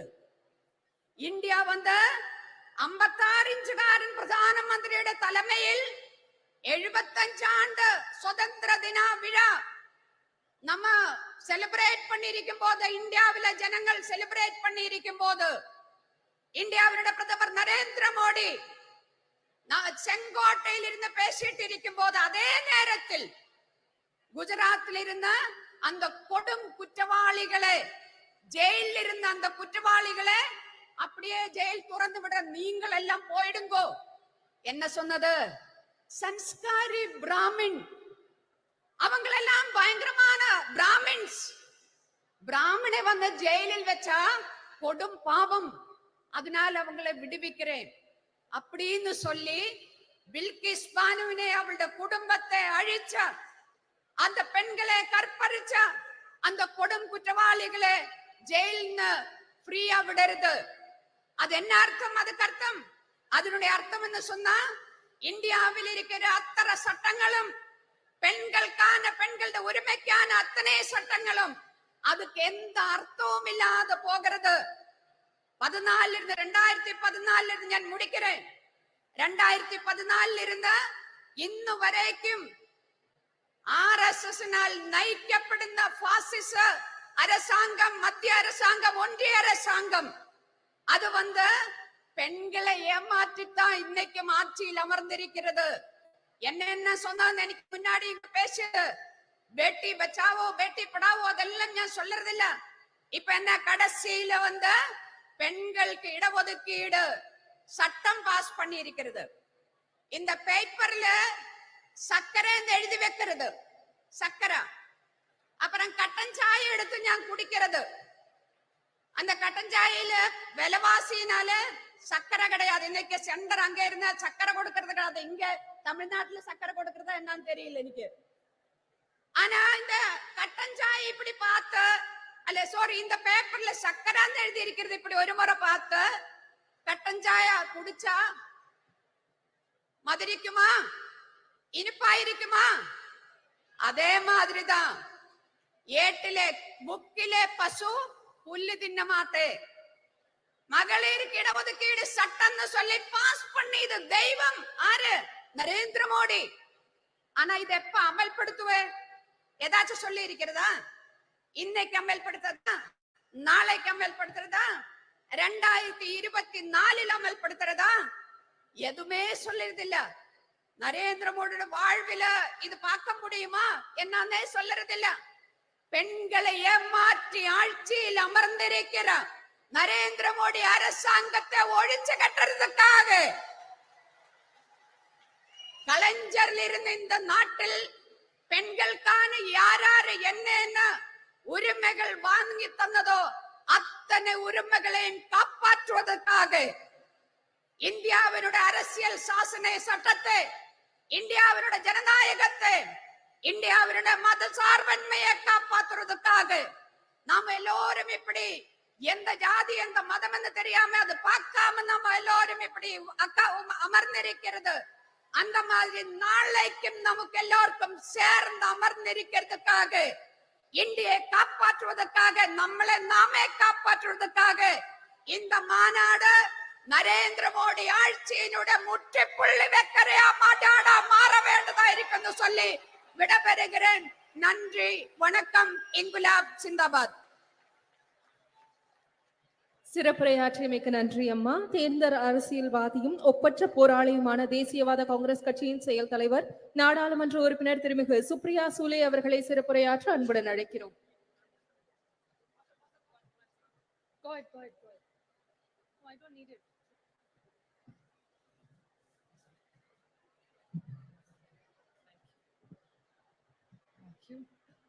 Vanakkam, Chennai. Women's Rights Conference. Talapati MK Stalin Anna, Durga Anni, Mehbooba Mufti ji, Priyanka Gandhi ji, Dimple Yadav ji, Subhashini Ali ji, Annie Raja ji, Leshi Singh ji, Rakhi Bidlan, Sushita Dev, Anubi Sadgiri Kanmoi, Helen Davidson, Namakal Rani, all the honorable MPs, ministers, media, DMK leaders and policymakers. I thank the DMK for hosting this most wonderful event today here. And when I stand here, I must, when I start my speech, pay great honors and respect to Periyar, Annadurai, Kalingnar, Karunanidhi ji on his centenary year, Chhatrapati Shivaji Shahu Phule Ambedkar, which is the legacy we work, and a very special moment. Sena Tamila Enuma Podinile Imbatetan Vanda Payuda Kadanile. What I've been told this means is Tamil is a very sweet language and it's like sweet honey when you get. So Tamil, which is a beautiful language, which I fortunately in Parliament am surrounded by DMK. There is Baluji, our leader, who sits in the front, Sonia ji, who sits in the front. Then I have Raja, I have Daya, I have all Sumati, my friend, who sits right behind me, Jyoti Mani. I have all my other friends. I was listing them out. Shabir, who sits right next to me, my younger brother, who's sitting right next to you, all of them, Karti Chidambaram. So sometimes I'm confused whether I'm in NCP or I'm in DMK because I'm surrounded only by DMK. And I'm going to request Stalin Anna that we are fighting for our party and symbol in Maharashtra. So if Maharashtra doesn't get a ticket, I know one ticket I will get is from DMK and the Tamil Nadu. But it's really wonderful to be here because Tamil Nadu has a rich legacy. It's a state which has done social justice. The state where I come from, of Shahu Phule Ambedkar's, you have the same rich legacy of Periyar, Annadurai, and of Karunanidhi ji. So we feel very proud, and I was very blessed and lucky to meet Karunanidhi ji whenever he came to Delhi. So I had the opportunity to take his blessings and learn few things, and the opportunity to work with his children who have such a big legacy of the DMK party. So it's an honor for us to be here. And the beauty of DMK and Tamil Nadu is that here I asked somebody today before coming here, what are the few things the Tamilian pride is? They said our pride is of social justice. We are proud of our language. There is no caste, no religion. It's only our language which fills us together. And I would like to tell Talapati Stalin Anna one thing. That's one thing that the entire DMK in India's parliament stands for is their proud Tamil legacy that they're proud of. Whatever issues are raised, always Honorable Balaji is always leading, be it the MBBS exam, he's always first leading and fighting with the BJP. He's always fighting, no forcing Hindi on us. We are proud Tamilians, we like our language. Hindi is welcome, English is welcome, but you cannot take the Tamil away from the Tamilians. So I think it's a very proud community with a rich legacy. And there is one most big contribution which you all have done, which Kalingar has done, is they have not only taken Tamil language ahead, but even the technical words in schools used were started by Kalingar. So there are technical language. So you have really brought it down to the basics. So you all are really proud of your language. And it's so wonderful to see that there is no caste, no religion. It's only what unites Tamil Nadu is the love for their language. So the way you are proud Tamilians, I am a proud Maharashtrian who has a lot of pride. And right now, the way the invasion from Delhi, that I call Adrushya Shakti, means it's an invisible power of Delhi, which is attacking the cooperative federalism of this country. The way Tamil Nadu is fighting, so are we fighting in Maharashtra, and unitedly, Tamil Nadu and Maharashtra will make sure that nobody will go against our cooperative federalism and take away our rights from us. I would like to quote Kanimori ji has orchestrated this most beautiful evening and a special session for all of us. But she's lucky to have the complete great legacy since 1929 in Chengapolpet. Was Periyar who did the first women's conference of self-respect conference, which Periyar started and I think led this entire country. And I would like to compliment Talapati Alan Anna for this most wonderful thing which his father did. And I think it's wonderful that the son takes the legacy of the Samavat Puranam, which every woman who left together, and not did she just live together, the house is not in the husband's name, the house is in the woman and the wife's name. So I really compliment this for this wonderful work that they have done. And this conference is about a women. I don't look at myself as a woman MP. I'm a member of parliament. But I would definitely like to put something on record, which actually I would not like to call my friend Kanimoli a victim. But this time when the speeches started about the women's reservation bill, Kanimoli, which actually means sweet language, and she's exactly sweet language. So when Kanimoli stood up to give her speech in parliament, she stood up and the bullies of the Bharatiya Janata Party who claim they want to wish women, before Kanimoli started her speech, started heckling her. And I must say the entire DMK team with the entire NCP, we fought. They are 300, we are only 100.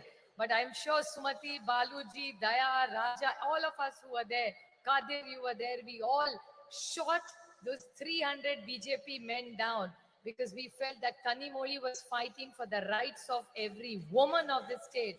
And she, in a most articulate way, put up the points of the DMK. So I really congratulate her for all the efforts that she has done. Well, Tamil Nadu and Maharashtra have a deep relationship. For me personally, Tamil Nadu is very, very special. For the reason that my youngest sister Ashwini is married to a Tamilian boy and they live in here. Karthikeyan, my brother-in-law, is born in a place called Erode. And she's more Tamilian than most Tamilians. She has the most beautiful thali that she wears. And all the women in our family now started wearing thali because of my sister who's married in Chennai. So we have a deep connection of architecture, food, saris, textile, jewelry, music, dance. So I think the rich heritage of Tamil has come to Maharashtra and we feel closer to Tamil Nadu because our daughter has been given here and she's so well treated by Tamilians. So I'm eternally grateful for Tamil Nadu to accept my Maharashtrian daughter here and teach her all the good things that the Tamilians and make her a richer and a nicer person being here. She was quite nice when she was with us, but she's become a better person after she's moved here. So we are eternally grateful to you for looking after my sister. And it's really interesting that how languages bring us together. There are two common things between Maharashtra and Tamil. You have la, you have la, and you have la. We have only la and you have la. It's like Malai is mountain, Palli is school, and Kannimoli is sweet language. So it's la, la, and modi. So these are all interesting things that bring us all together. And we all who are on the dais today are committed to giving every woman her dignity. And that's why we are all here from various parts of the nation. We all work together. And the India project that has been started, we are committed to giving a fair and a just leadership and governance which India deserves. So we are committed, and I thank Thalapati Stalinanda for all the efforts that he makes. He comes for every India meeting. The first leader to come to the meeting is Baluji and Anna. Most punctual, most eager. Sometimes people are talking in Hindi. They have no clue what is going on. But Anna and Baluji are very meticulously hearing the meeting. In the middle, they will ask me, what are they saying? Then now we keep a translator for them, but they are so meticulously working, most punctual, most disciplined in every India meeting. So every time we meet Anna and Baluji, we always learn something from me. So I'm eternally grateful to the entire DMK team for putting up this most wonderful meeting and hosting us with so much love. Just a last note I would like to remain. when I see so many women, my most favorite thing in the world and the most favorite flower of mine is jasmine. And the Mallipu is most beautiful, which is Malipu is the best quality Malipu you get is in Chennai. And every time I come to Chennai, I take 2 kilos of Malipu for my mother. It's the most precious gift that I can give my mother. And while I was walking, when I came to meet Anni, I saw in the audience, I could smell this beautiful fragrance of happiness, joy, and celebration. The whole power of this positive energy of the women of Chennai. I'm eternally grateful for us to be here together to celebrate life, to celebrate freedom, to celebrate joy, to bring it because I think women have a huge power behind, and it's not about genders. I think the great teamwork that we have done, and like Kanimori always says in Parliament, don't put us on a pedestal and glorify us as women. We are gender equal, we are as equal as the men. We don't want glorification. We only want equal rights, which we have deserved. And I think with the legacy of Periyar, Anna, and Kalingar, I think Tamil Nadu leads the way to all of us for a better India. Thank you very much.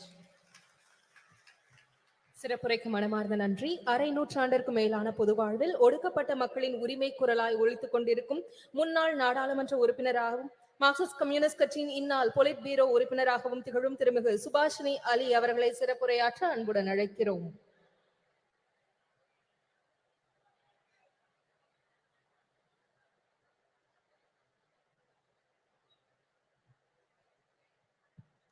Vanakkam.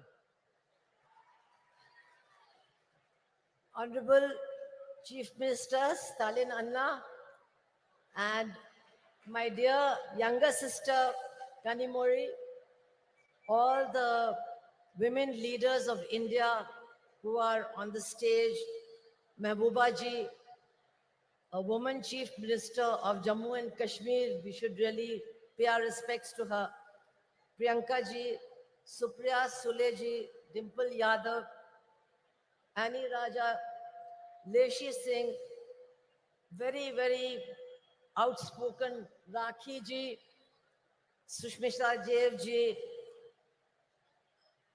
Sayogi Sahodadal, all my Annas and all my Akkas, Neriya Akka, Neriya Anna.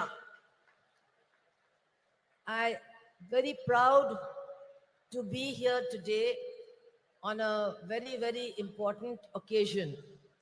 Of course, today we are here to remember Kalanyar M. Karunanidhi. But today is a very important day in the history of our country.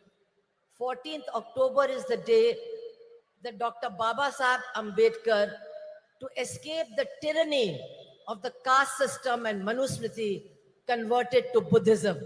Today is the day of his conversion. So I think that it's a very appropriate occasion for this meeting.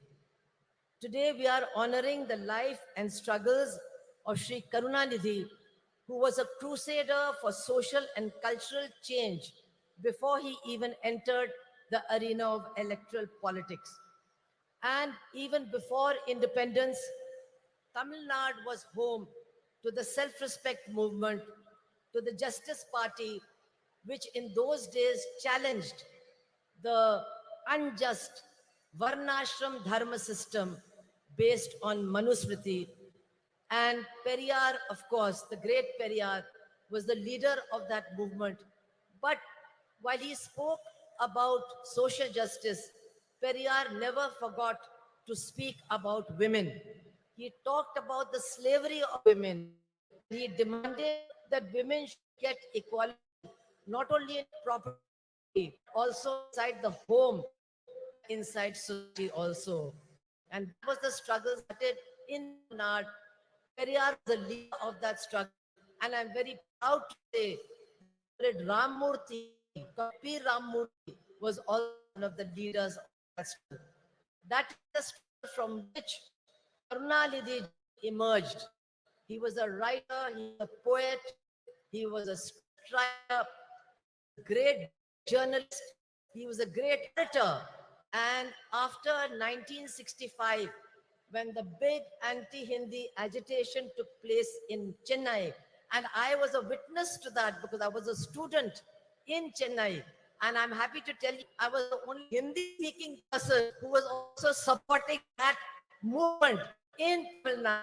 And it was that movement which changed the politics of Tamil Nadu. And the DMK, people like the Karnatiji, they won not only the hearts and minds of the Tamil people, but also their votes. And soon he became Chief Minister of Tamil Nadu. And he tried to translate the principles of the movement to which he belonged into government policy, which is not easy. He ensured equal property rights for women. He gave women in Tamil Nadu access to education, to jobs, and also to nutrition. Women are the most hungry people in our country, and hungry people cannot function. Today, India is 111 on the hunger list of our country in the reign of Narendra Modi. But governments like Tamil Nadu, left government of Kerala have done a great service by trying to ensure that not a single woman and not a single child goes to sleep hungry. Their nutritional needs are taken care of. This is a great achievement. I would like to say that Karunanidhi ji, apart from the policies of his government, was always committed to social justice. He promoted self-respect marriages. He promoted rationalism, scientific thinking, and was constantly emphasizing that we must get rid of superstition and adopt scientific thinking. So many achievements are there. But I would like to say that we have to remember that social justice, gender justice, and economic justice are all intertwined with each other. One cannot be weakened if another one is promoted. All these battles have to be fought together, and only then will we be able to change our society. We have not yet succeeded in doing that. And today, actually, what we are witnessing is an onslaught by the Manuvadi forces against the struggle for progress, the struggle for justice, and the struggle for equality. We must understand who these people are who are ruling the country. Their mentors are the RSS, who in 1949 declared, we do not accept this constitution of Dr. Baba Sahib Ambedkar. The RSS declared that and said, we want to create a society based on Varnashram Dharma, based on Manusmriti. We will have a society based on that. And my dear sisters and brothers, for the last 9 years, that is what they have been doing. They have been trying to destroy the constitution, and they have been trying to replace it with Manuvadi laws and Manuvadi implementation of laws. And it is women who have suffered the most. It is women who are facing the worst kind of terror and oppression, especially in BJP-ruled states. What is happening there, I cannot even describe to you. In Uttar Pradesh alone, in 8 months, there have been 2,000 rapes and 2,000 murders. This is a record in India, in the biggest state ruled by the BJP. And they are trying to change many things they have done.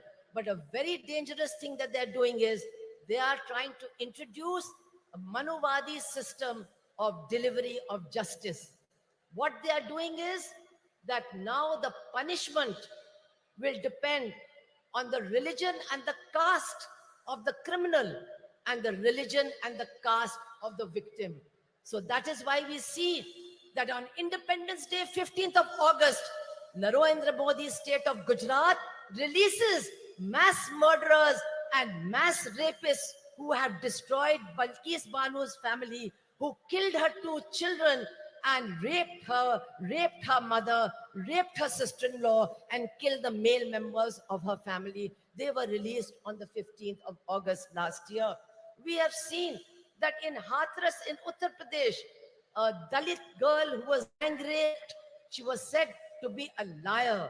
The chief minister said she was a liar. When she died, her body was taken away by the police and burnt in the middle of the night. And the 4 people who were arrested, 3 of them have been released because they belong to the same caste as the chief minister of Uttar Pradesh, and the judge says there was no rape. We are seeing that a wrestler, the chief of the wrestling federation, who has been accused by the Delhi police of being a continuous sexual offender, he is sitting in that new building of parliament, and the BJP party, the government, is not ready to take any action against him in spite of the struggle of the women wrestlers.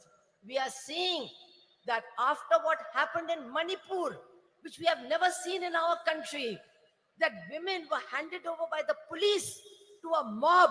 They were stripped, they were gang raped, and our chief minister of Manipur and the prime minister of India, who are running a double engine government, they did not have one word to say about the women and their suffering. And now after 5 months, those women are still crying for justice. Nobody is there to listen to them.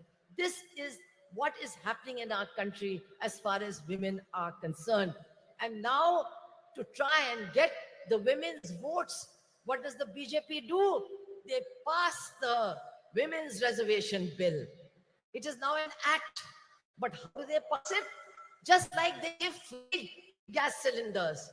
They give you three gas cylinders, and then they say, now you go and buy one for 1,200 rupees. This is how they implement their policies. So, Women's Reservation Act has come, but when will it be implemented? Nobody knows. Teriyada, aarka teriyada. Nobody knows. When is this Women's Reservation Act going to come? 24? Illa. 29? Illa. After that, no. I want to tell you, brothers and sisters of Tamil Nadu, to get the Women's Reservation Act implemented, you have to throw out this BJP government, otherwise it will never be implemented. And now, I want to say in the end, that change is coming. There is no doubt about it, change is coming. We can feel the winds of change. And once again, not the BJP agenda, but the agenda of social justice, economic justice, gender justice, they are emerging to occupy center stage in this battle against the BJP. And here, the alternative policies of the left front government in Kerala, the strong Dravidian movement of Tamil Nadu, they are giving strength and inspiration to this movement so that we can all combine and defeat the BJP. I would only like to appeal to all my women sisters over here, all the women over here, that yes, we are struggling for social justice, but we must remember, we must insist that social justice is not complete without gender justice, without justice for women. Social justice cannot be complete without economic justice, without justice for the poor and for the exploited workers and peasants of this country. The whole battle has to be fought together. Only then can we change the face of India.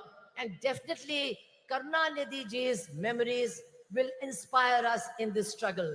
I want to end by saying, many of you remember that Karunanidhi ji was not only a poet and an administrator, he was also a great journalist. How can you forget his fiery articles in Murasoli, which created a storm in the state of Tamil Nadu? He was a great journalist. If he had been alive today, he would be very sad. He would be very sad to see that India is going to the bottom as far as press freedom is concerned. He would have been sad, but he would have been leading the struggle against what is happening to journalists and journalism in our country. He would have led the I think Sonia ji has come. We can all welcome her and then I'll complete.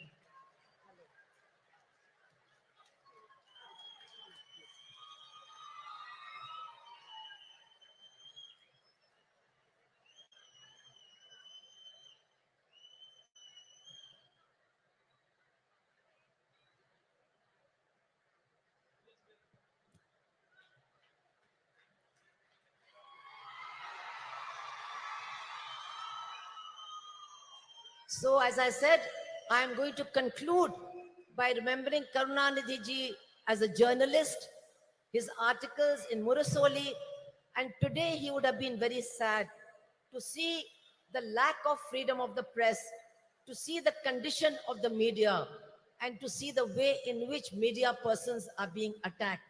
But I'm sure that if he was alive today, Karunanidhi ji would be leading the battle for those of our journalists who have been killed, who have been wounded, and for our friends of NewsClick who are being arrested on completely false charges.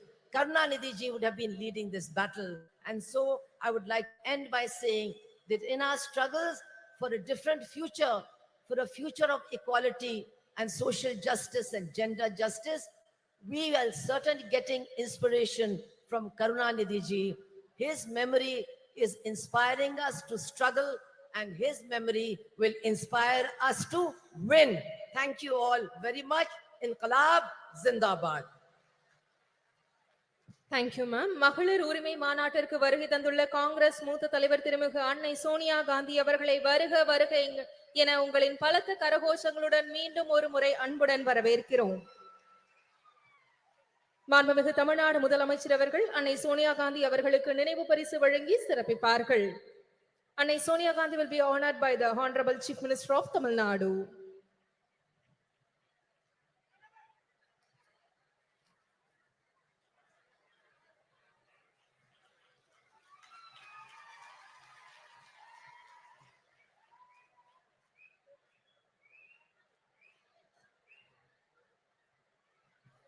திராவிட இயக்க பாதையில் விளிம்புநிலை மக்களுக்காக சமரசமின்றி பணியாற்றி வரும் திராவிட முன்னேற்ற கழகத்தின் துணை பொதுச் செயலாளர் நாடாளுமன்ற உறுப்பினர் திருமிகு கனிமொழி கருணாநிதி அவர்களை உரையாற்ற அன்புடன் அழைக்கிறோம்.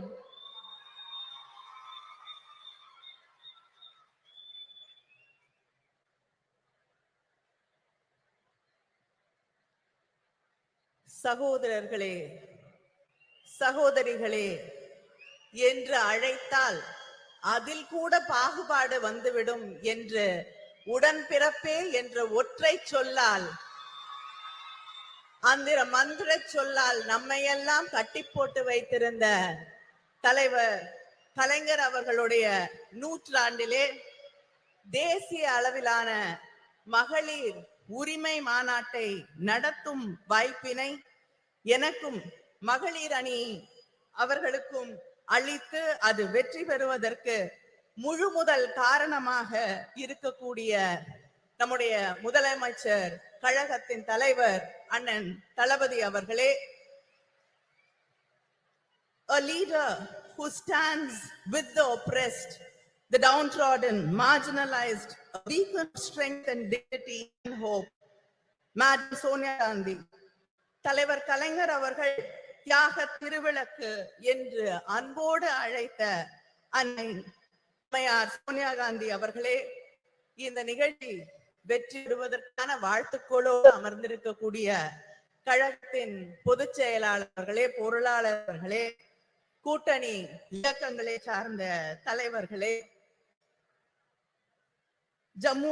ஜம்மு காஷ்மீருடைய முன்னாள் முதலமைச்சர் மரியாதைக்கும் அன்பிற்கும் உரிய அம்மையார் மெஹபூபா முஃப்தி அவர்களே, முதலாக தமிழ்நாட்டு மேடையிலே தமிழ் மக்களோடு உரையாட வந்திருக்கக்கூடிய அடித்து தட்டு மக்களுடைய தோழி பிரியங்கா காந்தி அவர்களே,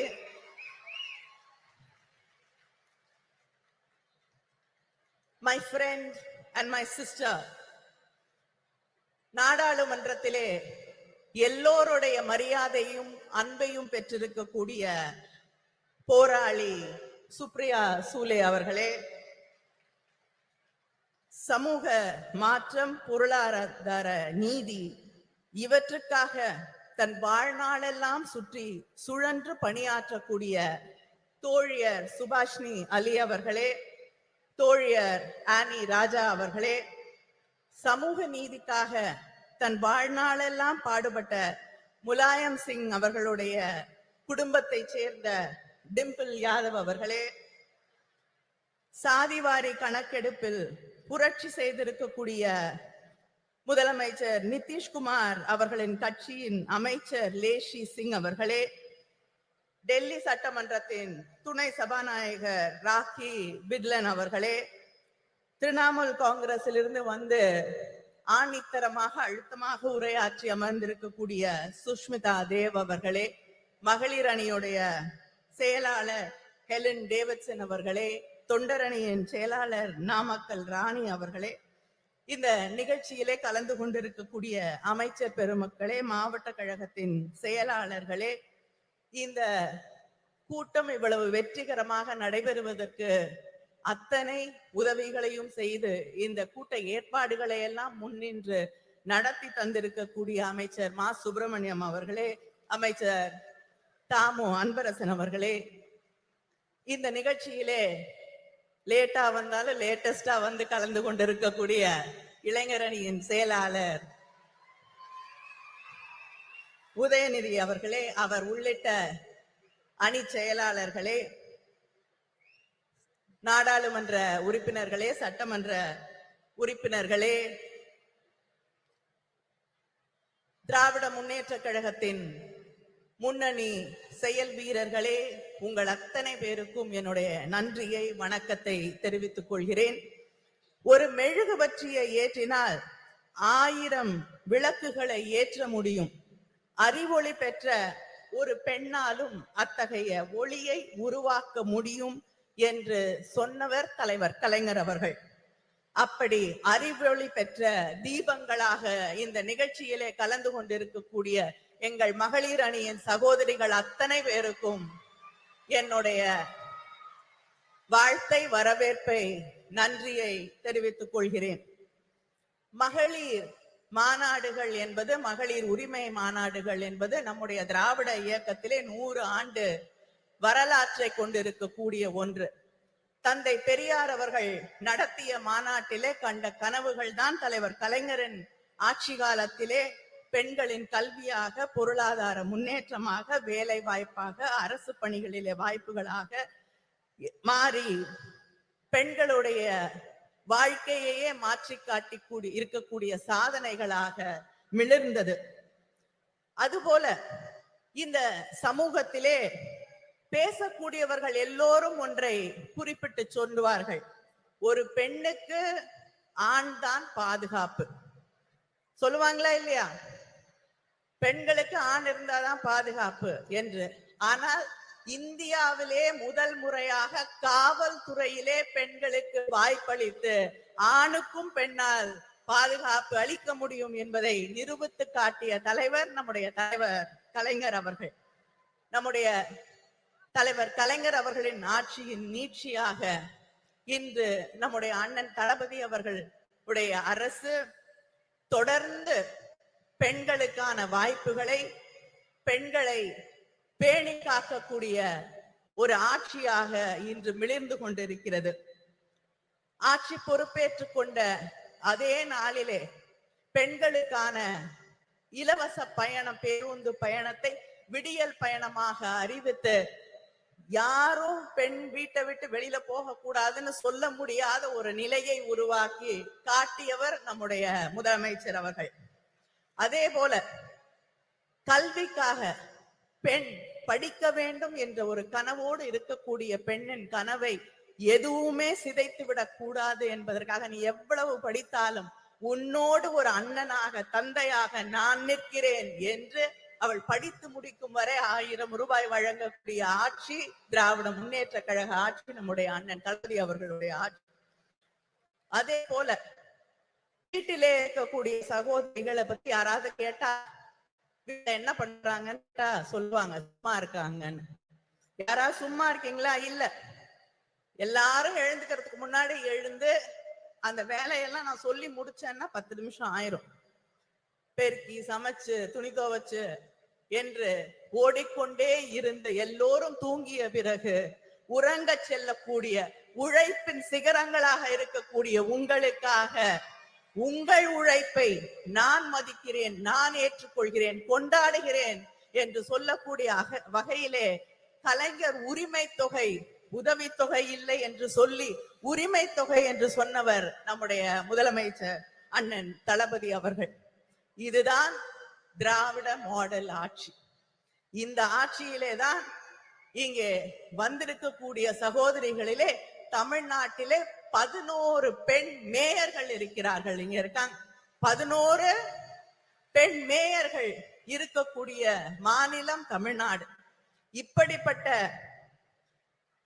வாய்ப்புகளை எல்லாம் உருவாக்கி தந்து கொண்டிருக்கக்கூடியவர்கள் நாம்.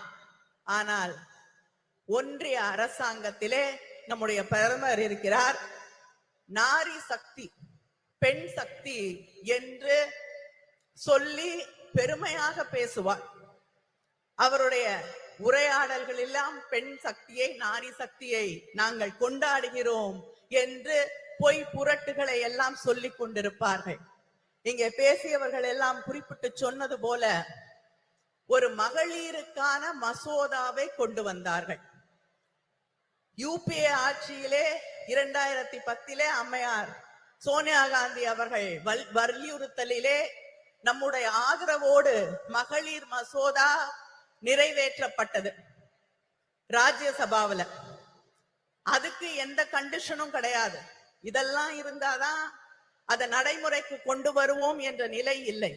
ஆனால் பிஜேபி மார்த்தட்டி கொள்கிறார்களே, நாங்க மகளிர் மசோதாவை கொண்டு வந்து விட்டோம் என்று.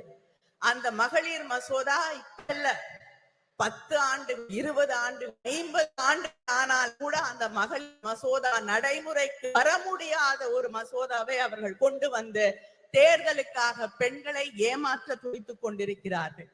இந்த ஆட்சியில ஒன்றியத்திலே இருக்கக்கூடிய பிஜேபி ஆட்சியிலே எந்த பெண்ணுக்காவது பாதுகாப்பு இருக்கிறதா என்று நீங்கள் சிந்தித்து பார்க்க வேண்டும். மணிப்பூர் பற்றி எரிந்து கொண்டிருக்கிறது.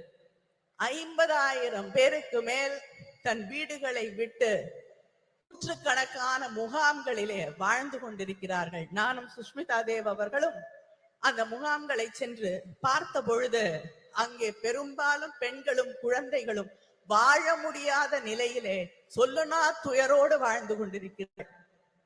அவர்கள் இன்று வரை மாதக்கணக்கிற்கு பிறகும் இன்றும் வீட்டிற்கு போக முடியாத நிலை. இதே பிஜேபி குஜராத்திலே செய்த அட்டூழியங்களை, அநியாயங்களை, பெண்கள் எந்த அளவிற்கு பாதிக்கப்பட்டார்கள் என்பதை நாம் இன்று வரை மறந்து விட முடியாது. மத கலவரங்கள், காழ்ப்புணர்வு அரசியல், வெறுப்பு அரசியல் என்று வரும் பொழுது மிகப்பெரிய அளவிலே பாதிக்கப்படுவது பெண்கள் தான் என்பதை இங்கே இருக்கக்கூடிய சகோதரிகள் உணர்ந்து கொள்ள வேண்டும். மணிப்பூரிலே இந்த நிலை. இந்த நாட்டின் முதல் குடிமகள் என்று சொல்லக்கூடிய குடியரசுத் தலைவர் அவங்க இல்லாம அவங்களை அழைக்க கூடாது என்ற அந்த நிலைப்பாட்டோடு பெண், ஒடுக்கப்பட்ட சமூகத்தை சேர்ந்த ஒரு பெண் என்ற ஒரே காரணத்திற்காக அந்த அம்மையார் கோயிலுக்கு போக முடியாது, பாராளுமன்றத்திற்கு வர முடியாது என்று அவமானப்படுத்தப்படக்கூடிய ஒரு நிலை இந்த நாட்டினே முதல் குடிமகளுக்கு நடந்து கொண்டிருக்கிறது என்பதை நாம் மறந்துவிட முடியாது. அதே போல பக்கத்திலே பாண்டிச்சேரியில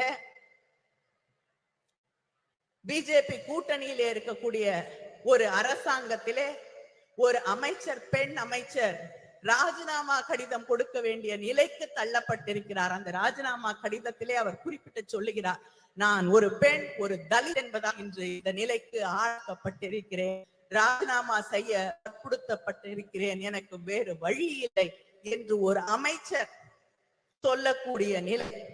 அதே போல டெல்லியிலே விளையாட்டு வீராங்கனைகள் தங்களுடைய நியாயத்திற்காக மாதக்கணக்கிலே போராடினார்கள். இந்த ஆட்சியிலே அவர்களுக்கு நியாயம் கிடைத்ததா? இல்லை. இப்படி யாருக்குமே அது குடியரசுத் தலைவராக இருக்கட்டும், வீராங்கனைகளாக இருக்கட்டும், அமைச்சர்களாக இருக்கட்டும், சாதாரண சாமானிய வீட்டு பெண்களாக இருக்கட்டும், யாருக்குமே பாதுகாப்பில்லை, நியாயம் இல்லை என்று இருக்கக்கூடிய ஒரு நிலையைத்தான் மத்தியிலே ஒன்றியத்திலே இருக்கக்கூடிய பிஜேபி ஆட்சி உருவாக்கி தந்திருக்கிறது. இந்த நிலை இந்த நாட்டிலே நீடிக்க வேண்டுமா?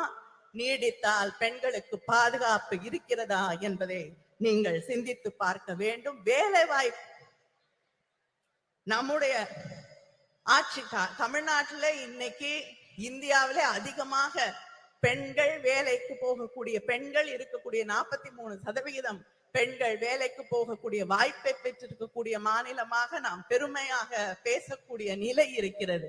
ஆனால் இந்த நாட்டிலே பிஜேபி ஆட்சியில முதல்ல 2016-17 15% பெண்கள் வேலைக்கு போகக்கூடிய வாய்ப்பு இருந்தது.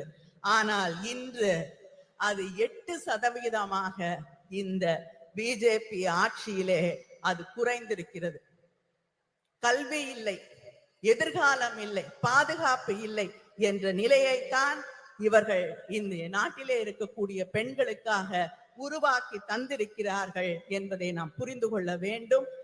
சரிசமமாக தேர்தல் களத்திலே வாக்களிக்க கூடியவர்களாக பெண்கள் இருக்கிறார்கள். 50% வாக்குகள் பெண்களிடம் இருந்து வருகிறது. ஆனா அங்க இருக்கக்கூடிய பாலிசி டிசிஷன் எதிலும் பெண்களுடைய கருத்துக்கள் கேட்கப்படுவதில்லை. பெண்களுக்கு இடம் இல்லை, பெண்கள் ஒதுக்கப்படுகிறார்கள் என்ற அந்த நிலைதான் நீடித்துக் கொண்டிருக்கிறது. நாங்கள் யாசகம் கேட்கவில்லை, எங்கள் உரிமைகளுக்காக போராடுகிறோம் என்று இந்த நாட்டிலே இருக்கக்கூடிய பெண்கள் நிமிர்ந்து நின்று போராட வேண்டிய அந்த கட்டத்திலே நாம் நின்று கொண்டிருக்கிறோம் என்பதை மறந்துவிடக் கூடாது. Politics should be determined, defined and decided with opinions, concerns and aspirations of women. Without that, there should be no politics, no policy making and no governance without listening to what we want to say. Let us come together, let us rewrite history and make sure there is justice. Justice just not for the women of this country, but justice for everybody, every human being in this country. Thank you.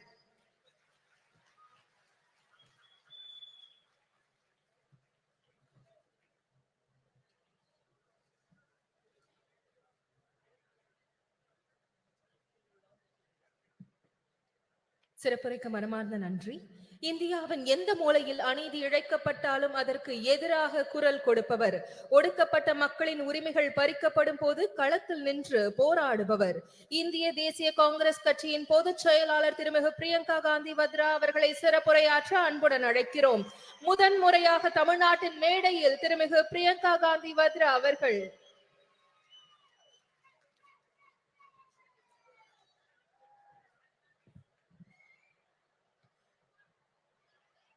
Thiru M.K. Stalin ji,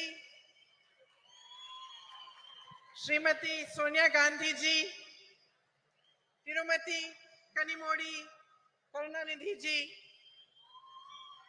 Srimati Mehbooba Mufti ji, Srimati Subhasini Ali ji, Srimati Supriya Sule ji, Srimati Leshi Singh ji, Srimati Annie Raja ji, Srimati Rakhi Bidlan ji, Srimati Dimple Yadav ji, Sushmita Dev ji.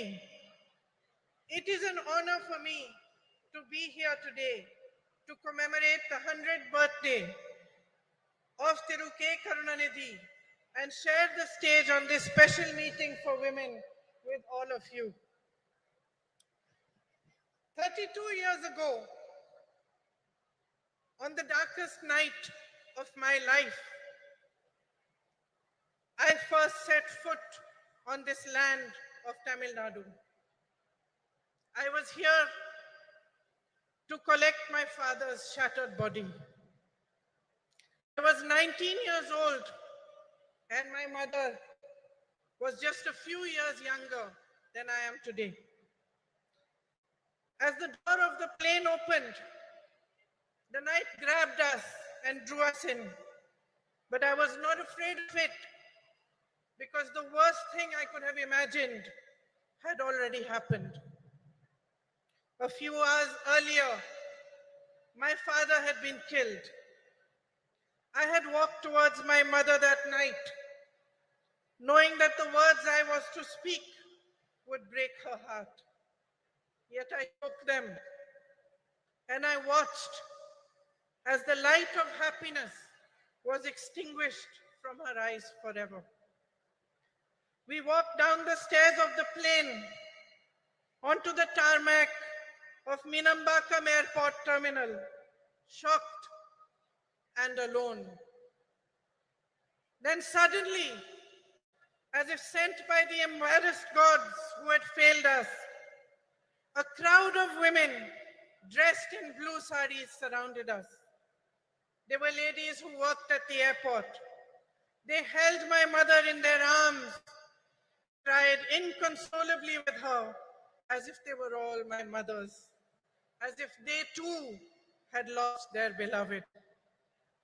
In those shared tears, a bond formed between me, between my heart and the women of Tamil Nadu that I can neither explain nor ever erase. Ningal Daniyen Thai, Ningal Daniyen Sahodari, இங்குடன் இருப்பதை நான்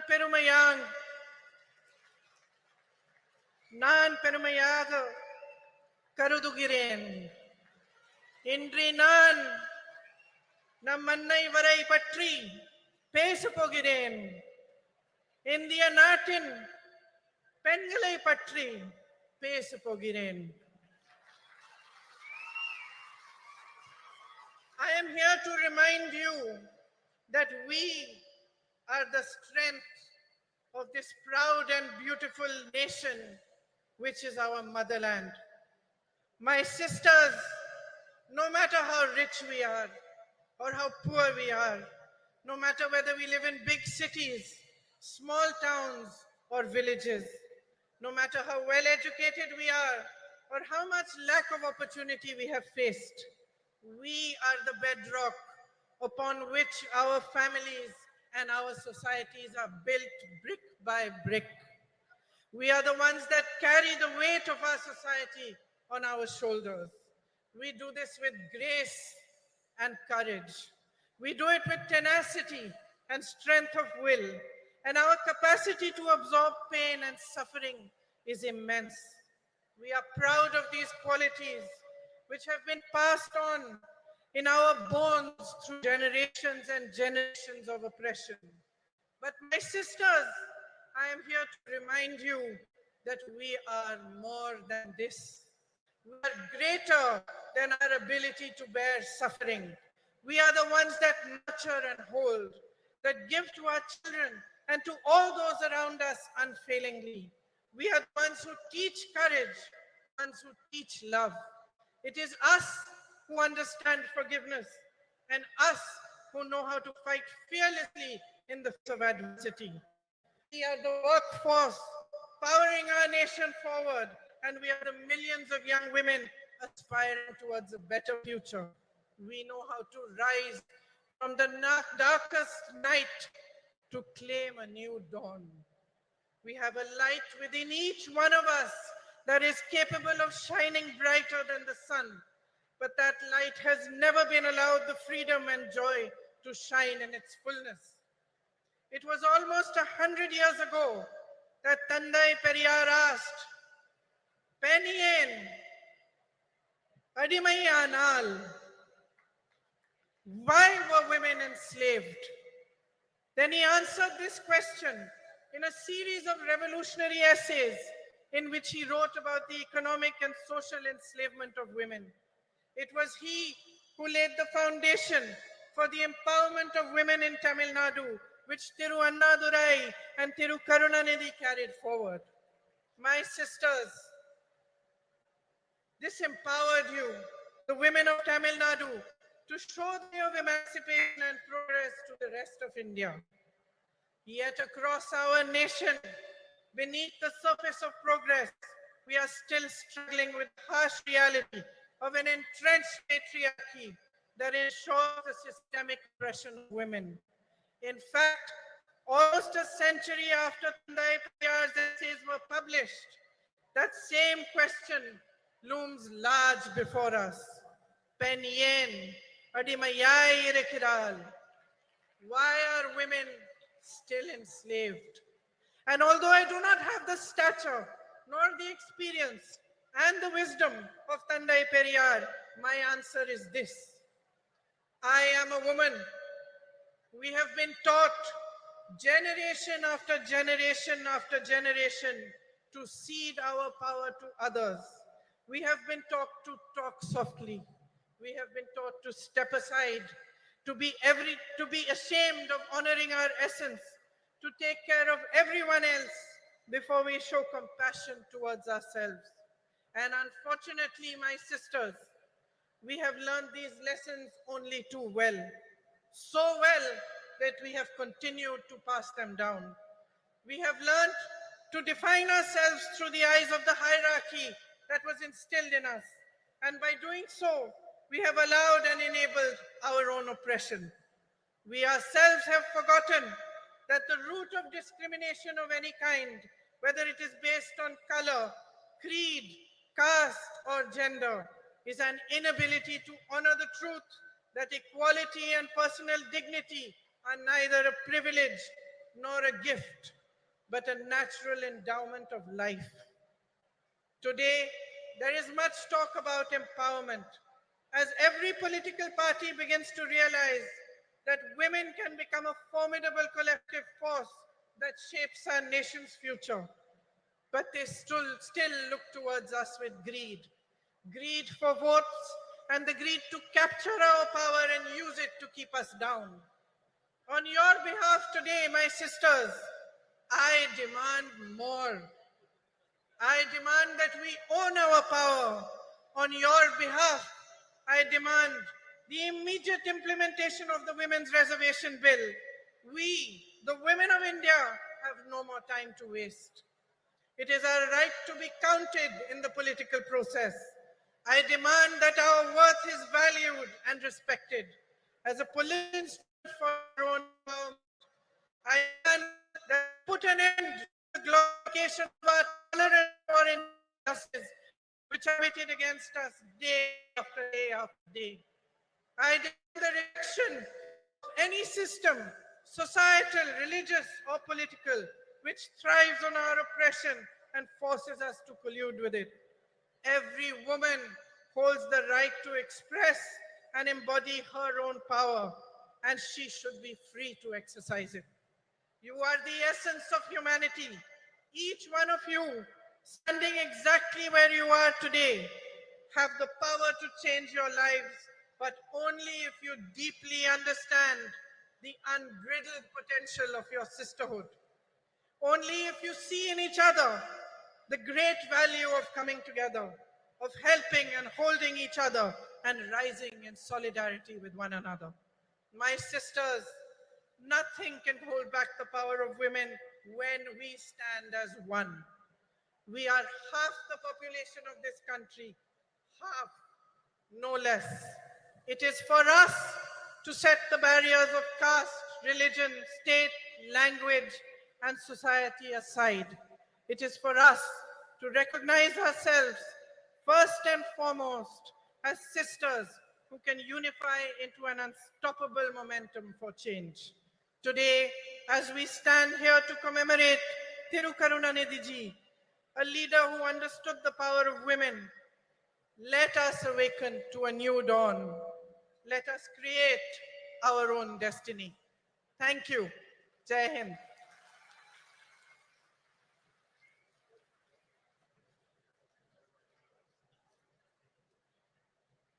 முதன்முறையாக தமிழ்நாட்டின் மேடையில் தமிழிலும் இணைந்து சிறப்புரையாற்றியமைக்கு மனமார்ந்த நன்றியினை தெரிவித்துக் கொள்கிறோம்.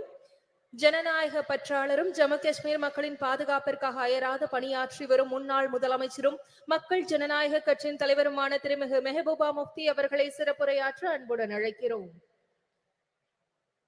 It is great pleasure to extend a warm invitation to திருமிகு Mehbooba Mufti to deliver her special address.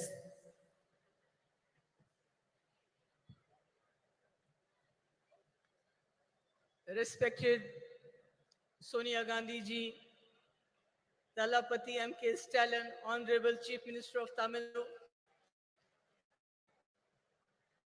Kanamali, Kanamali, Priyanka Gandhi, Supreme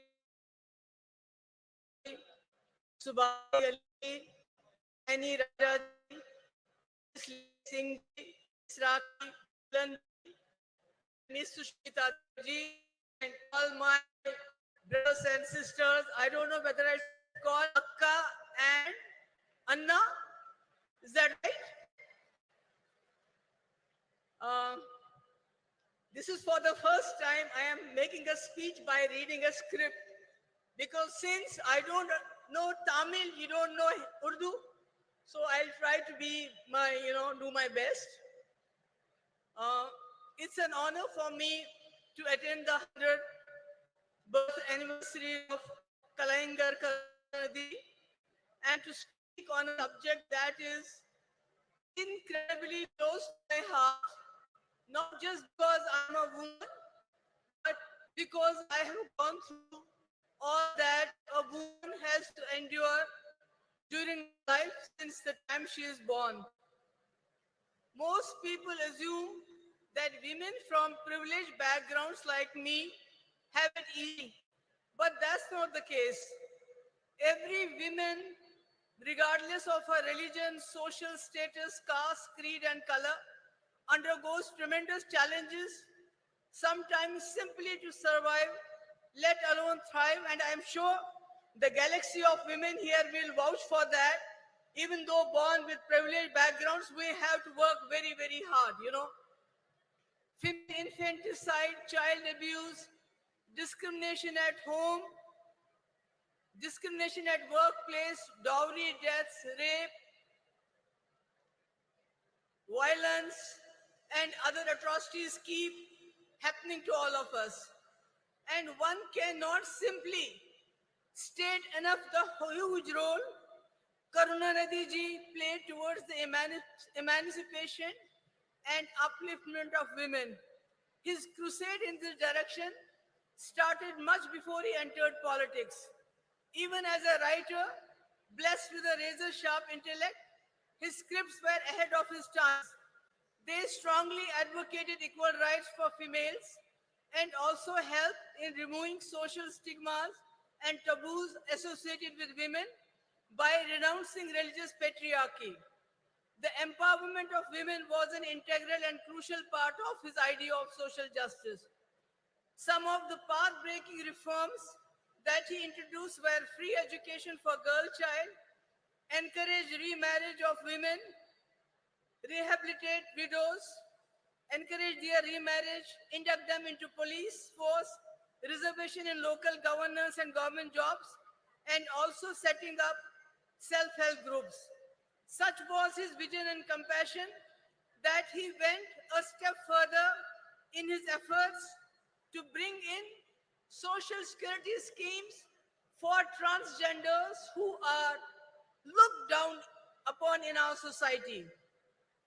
I am pleased that his son and current Chief Minister, Stalinji and Kanimuzi are carrying forward their father's legacy. Many initiatives besides the initiatives like providing free bus, monthly financial assistance to girls studying in government schools, 1,000 rupee to housewives who are heading the family. What is really remarkable is his latest decision to certify women priests, 3 women priests. This is something remarkable. It is happening at a time when women are not allowed to enter religious places, whether they are Hindus or Muslims or whatever. This is really admirable, and I salute for this to you. And as far as I am concerned, I was chief minister just for 3 years, and I tried to bring in certain schemes for the girls. One was providing exclusive buses to the women, not free, but exclusive. But women had had a sigh of relief because I know and these women know what we have to go through when we travel by public transport. I think we all know what happens to us. So the women were relieved. Then I introduced a scooty, 50% subsidy to meritorious girls, college-going girls coming from very poor backgrounds. And today when I see the young ladies on the scooty going with their fathers sitting behind them, their brothers sitting behind them, I mean, it brings a smile, which is a very difficult thing in Jammu and Kashmir after 2019, when everything was snatched from us, what this great country had given us, what the Indian Constitution had given us. The people of J&K have stopped smiling, except when Rahulji came with his brigade, this Bharat Jodo Yatra. I saw the smile on the face of Kashmiris, on the face of Jammu people after a long time. And then one more thing which I did during my tenure was to waive off stamp duty on the land that was purchased in the name of women. Can you imagine how many people started purchasing land in the name of their wives, their daughters, their sisters, instead of their sons? It was something, that 95% of the land was purchased in the name of women. But after I was gone, all these schemes were overturned and nothing is left today. Today, when I am talking, making a speech at this point of time, there are conflicts going around the world. There are wars going in many parts of the world, like Palestine, Israel, Ukraine, Russia, and not to forget what is happening in our backyard, Manipur. And women are the worst sufferers when these wars take place, because not only do they suffer during these conflicts, they are left to pick up the pieces afterwards. So, when I look at our country today, I feel the women in our country are not in a good place. They are suffering because the government and the center, the economy is going down, the inflation is going up, unemployment is going up, everything is breaking the backbone of the housewife who has to make the two ends meet. She has to provide for the family. And to add to all this, the government at the center, which has failed to fulfill the promises they had made. During UPA, there was 450 rupees per cylinder. Now it is 1200 rupees. Petrol has gone 100 rupees above.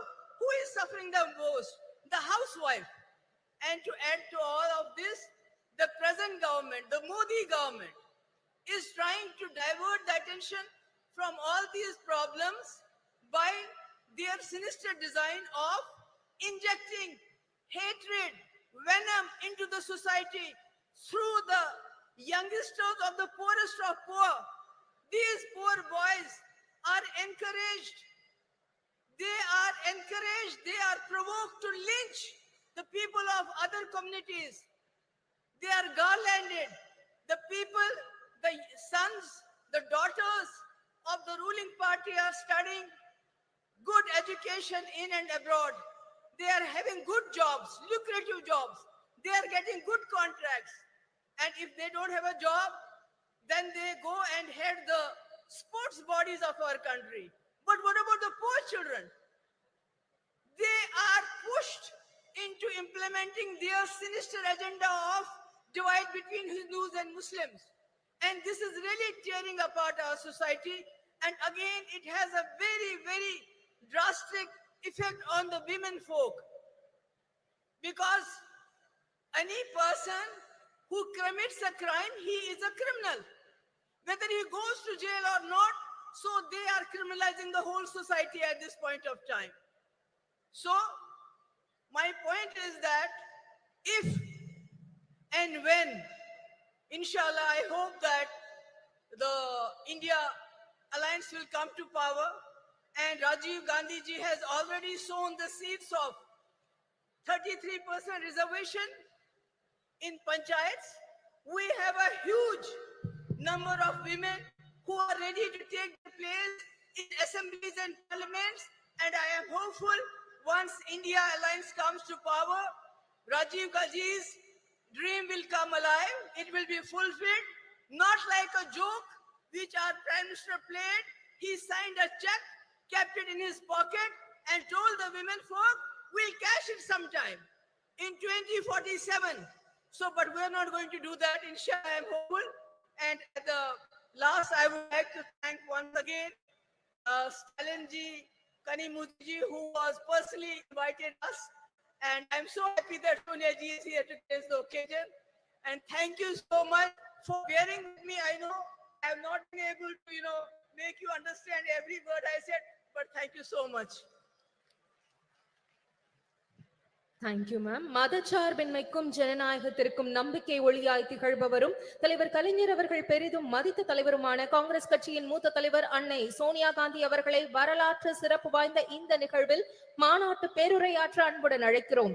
அன்னை சோனியா காந்தி அவர்களின் உரையை மொழியாக்கம் செய்ய காங்கிரஸ் மூத்த தலைவரும் தமிழ்நாடு சிறுபான்மை ஆணைய தலைவர் திரு பீட்டர் அல்மோன்ஸ் அவர்களை அன்புடன் அழைக்கிறோம்.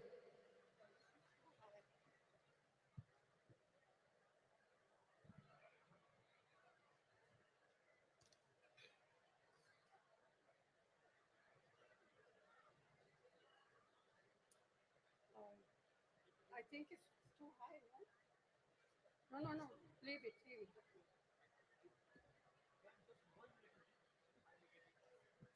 Then it will be too low. Thiru M. Stalinji, Tirumati Kanimori Karunanidhi, all women's leader on the dais, Sahodara, Sahodarigale, Vanakkam.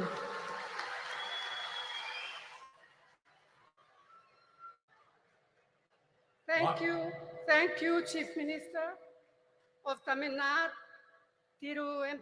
Stalin, for inviting me to this Women's Rights Conference. We are assembled here to commemorate the work and memory of the great son of India, Thiru Dr. K. Karunanidhi, lovingly called Kalanja.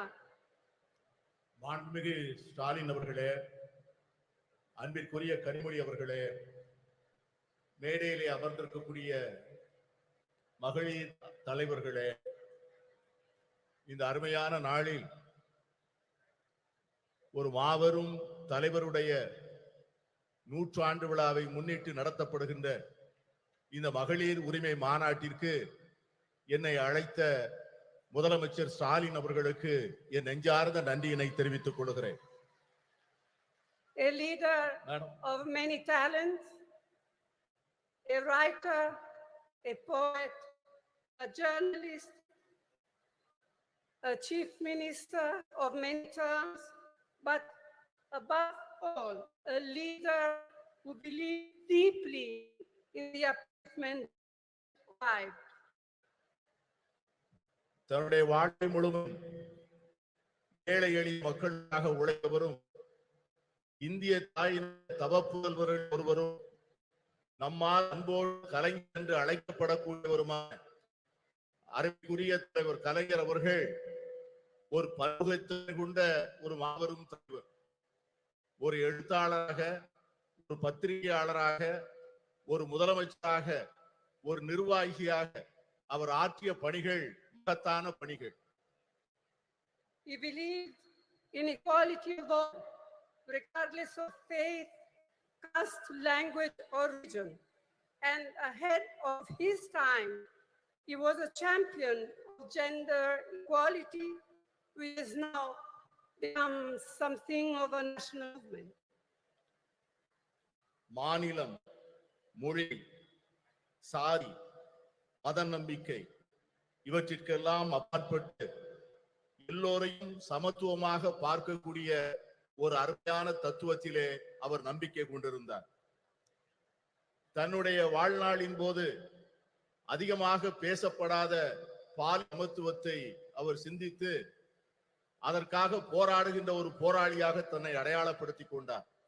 இன்று அது ஒரு தேசிய இயக்கமாக கொண்டாடப்படுகின்ற சூழ்நிலை உருவாகி இருக்கிறது.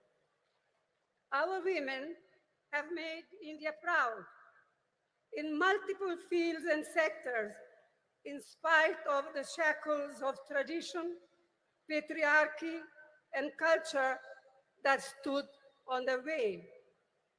This struggle for equality has had many ups and downs. But today, Indian women shine in many spheres. To mention just a few: science, knowledge, skills, culture, and sports, and politics. And above all, as centers of our families and leaders of people. நம்முடைய பெண்கள் இந்தியாவிலே மிக மகத்தான சாதனைகளை செய்திருக்கிறார்கள். மரபு வழி சமூகம், ஆணாதிக்க சமூகம், கலாச்சாரம் என்கிற தடைகளை எல்லாம் மீறி அவர்கள் மிக அருமையான சாதனைகளை செய்து முடித்திருக்கிறார்கள். இந்த நீண்ட நெடிய போராட்டத்தில் ஏற்றங்களும் இருந்திருக்கின்றன, இறக்கங்களும் இருந்திருக்கின்றன. ஆனால் இன்று இந்திய பெண்கள் பல்வேறு துறைகளிலே ஒளிர்கிறார்கள். சிலவற்றை சொல்ல வேண்டும் என்று சொன்னால், விஞ்ஞானத்திலே, அறிவிலே, ஆற்றலிலே, கலாச்சாரத்திலே, விளையாட்டிலே, இவை எல்லாவற்றிற்கும் மேலாக நம்முடைய குடும்பத்தினுடைய மைய பொருளாக, மக்களுடைய தலைவர்களாக அவர்கள் ஆற்றுகின்ற பணி மகத்தானது. இருந்தாலும் கூட இந்த போராட்டம் இன்னும் நீண்ட தூரம் பயணிக்க வேண்டும், இன்னும் பல்வேறு தடைகளை தாண்ட வேண்டும். Yet, we all know this struggle continues, and there are many more frontiers to cross, especially for our disadvantaged sisters. இருந்தாலும் நம்முடைய ஏழை எளிய சகோதரிகள் இன்னும் ஏராளமான தடைகளை தாண்டித்தான் இந்த சமத்துவத்தை பெறுவதற்கான சூழ்நிலை உருவாகி இருக்கிறது.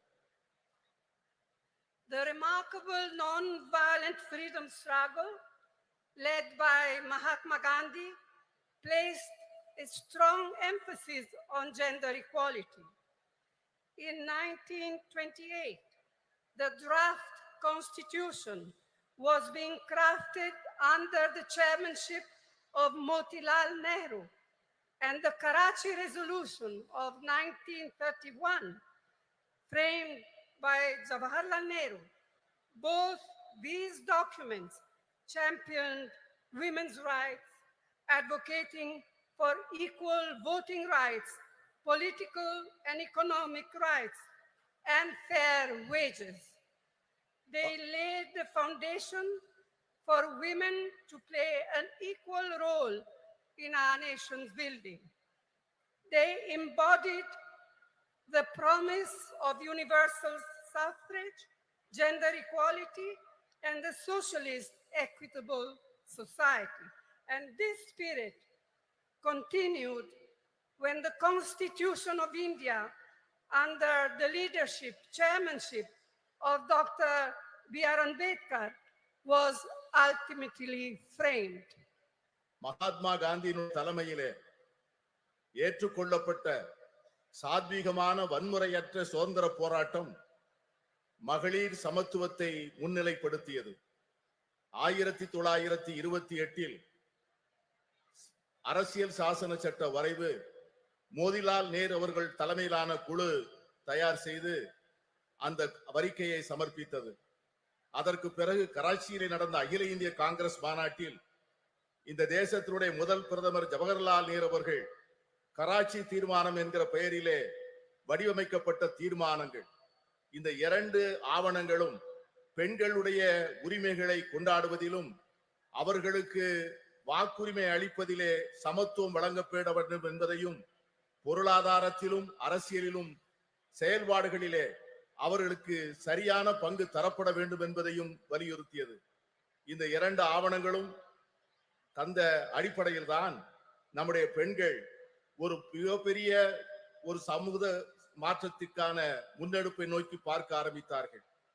இதைத்தான் எல்லோருக்குமான வாக்குரிமை, பாலின சமத்துவம், சோசலிச அறம் சார்ந்த சமூகம், இவைகளெல்லாம் அந்த 2 ஆவணங்களில் சொல்லப்பட்ட அந்த விஷயங்கள் தான் பாபா சாஹேப் டாக்டர் அம்பேத்கர் அவர்கள் இந்திய அரசியல் சாசன சட்டத்தினை வரையறுக்கின்ற போது இந்த தத்துவங்களை உள்ளாங்கி அதை மேலெடுத்து செல்லக்கூடிய சூழ்நிலை ஏற்பட்டது. Who can forget what our first Prime Minister, Jawaharlal Nehru, once said, I quote, "If you educate a man, you educate one individual. However, if you educate a woman, you educate a whole family. Women empowered means India empowered," unquote.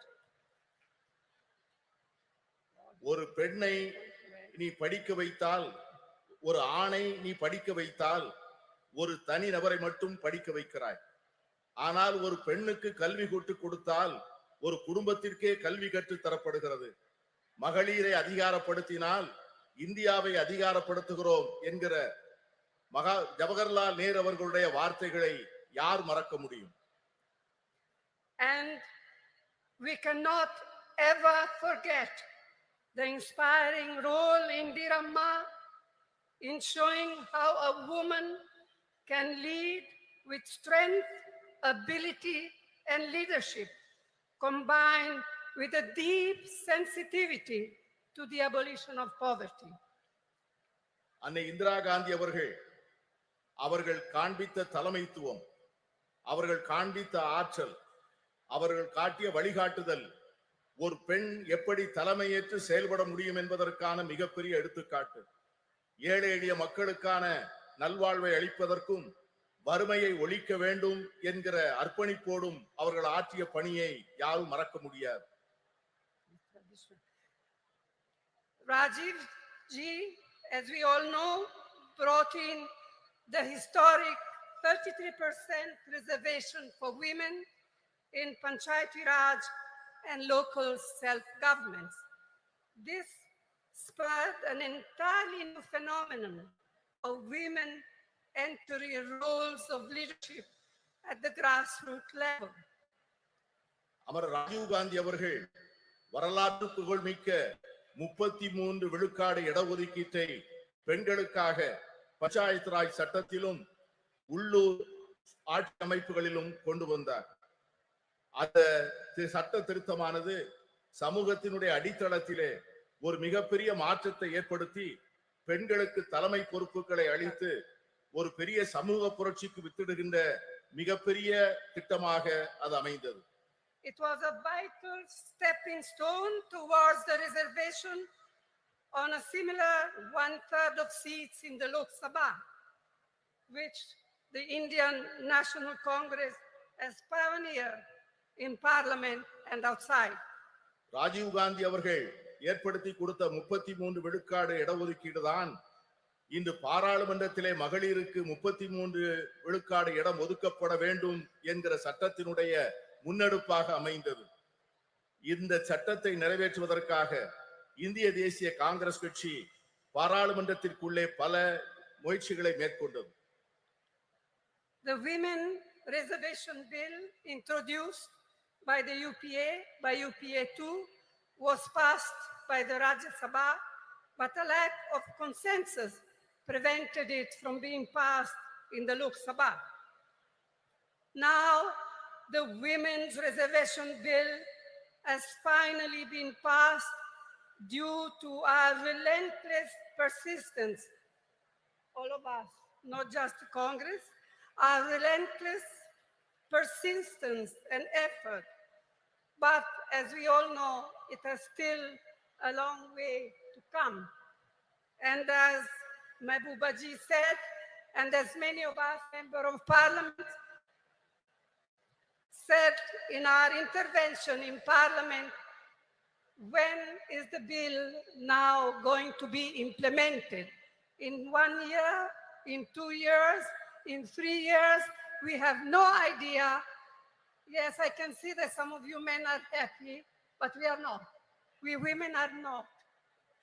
and we are going to fight for it till we eventually get there, whether you men like it or not. மகளிர் இடஒதுக்கீட்டுக்கான சட்டம் ஐக்கிய முற்போக்கு கூட்டணி அரசால் 2010 March மாதம் 9ஆம் தேதி மாநிலங்களவையிலே நிறைவேற்றப்பட்டது. ஆனால் மக்களவையிலே ஒரு கருத்தொற்றுமையை உருவாக்க முடியாத காரணத்தினால் அந்த சட்டத்தினை நிறைவேற்ற முடியவில்லை. இப்பொழுது இந்த சட்டம் நிறைவேறியிருக்கிறது என்று சொன்னாலும் கூட இந்த சட்டத்திற்காக நாம் எடுத்துக்கொண்ட முயற்சிகளும் நாம் கொடுத்த அழுத்தங்களும் அதிகம். இங்கே பேசிய பல்வேறு உறுப்பினர்கள் பேசியது போல இந்த சட்டம் என்றைக்கு நடைமுறைக்கு வரும், என்று அமுல்படுத்தப்படும் என்கிற ஒரு தெளிவே இல்லாத ஒரு சூழ்நிலையிலே இந்த ஆண்டா அடுத்த ஆண்டா இன்னும் சில ஆண்டுகள் கழித்தா என்கிற ஒரு நிரந்தரமற்ற தன்மையிலே இந்த சட்டம் உருவாக்கி இருப்பது நாளை வருகின்ற இந்தியா கூட்டணி வந்துதான் இந்த சட்டத்தை நிறைவேற்றி தர வேண்டிய சூழ்நிலையை உருவாக்கும் என்கிற எண்ணத்தை தருகிறது. I'm glad to be able to say here today that the government of Tamil Nadu under Thiru Annadurai and then Thiru Karunanidhi laid the foundations of incredible changes in status and opportunity for women. Today, Tamil Nadu stands as a beacon of women's equality and women's development. அறிஞர் அண்ணா அவர்களுடைய தலைமையில் அமைந்த அரசும் அதனை தொடர்ந்து கலைஞர் கருணாநிதி அவர்கள் தலைமையிலே தொடர்ந்த அரசும் எடுத்து கொடுத்த முன்னெடுப்புகளும் செயல்படுத்திய திட்டங்களும் பெண்களுடைய வாழ்க்கையிலே பல புரட்சிகரமான மாற்றங்களையும் முன்னேற்றங்களையும் தந்திருக்கிறது. அதன் அடிப்படையில் தான் இன்று தமிழ்நாடு இந்தியாவே புகழ்ந்து கொண்டாடக்கூடிய மகளிர் உரிமைகளிலும் மகளிருடைய சமத்துவத்தையும் கொண்டாடக்கூடிய ஒரு ஒளி விளக்காக திகழ்கிறது என்று சொன்னால் அது மிகையாக. In his historic 5 terms as Chief Minister of Tamil Nadu, Thiru Karunanidhi brought the provision of reservation for women in the police way back in 1973. வரலாற்று புகழ்மிக்க 5 முறை முதலமைச்சராக இருந்த கலைஞர் அவர்களுடைய ஆட்சி காலத்தில்தான் பெண்களுடைய காவல்துறையிலே பெண்களுடைய பங்கை அவர்கள் உறுதி செய்தார்கள். இன்று தமிழகத்தில் இருக்கின்ற காவல்துறையிலே 4 பங்கு பெண்களாக இருப்பது எவ்வளவு பெருமைப்படக்கூடிய ஒரு செயல்.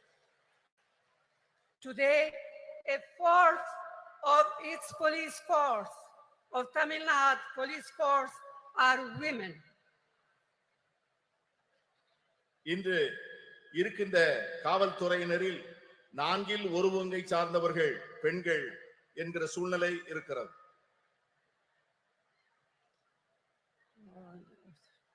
Another very important initiative brought in by Karunanidhi was the reservation for women in government positions.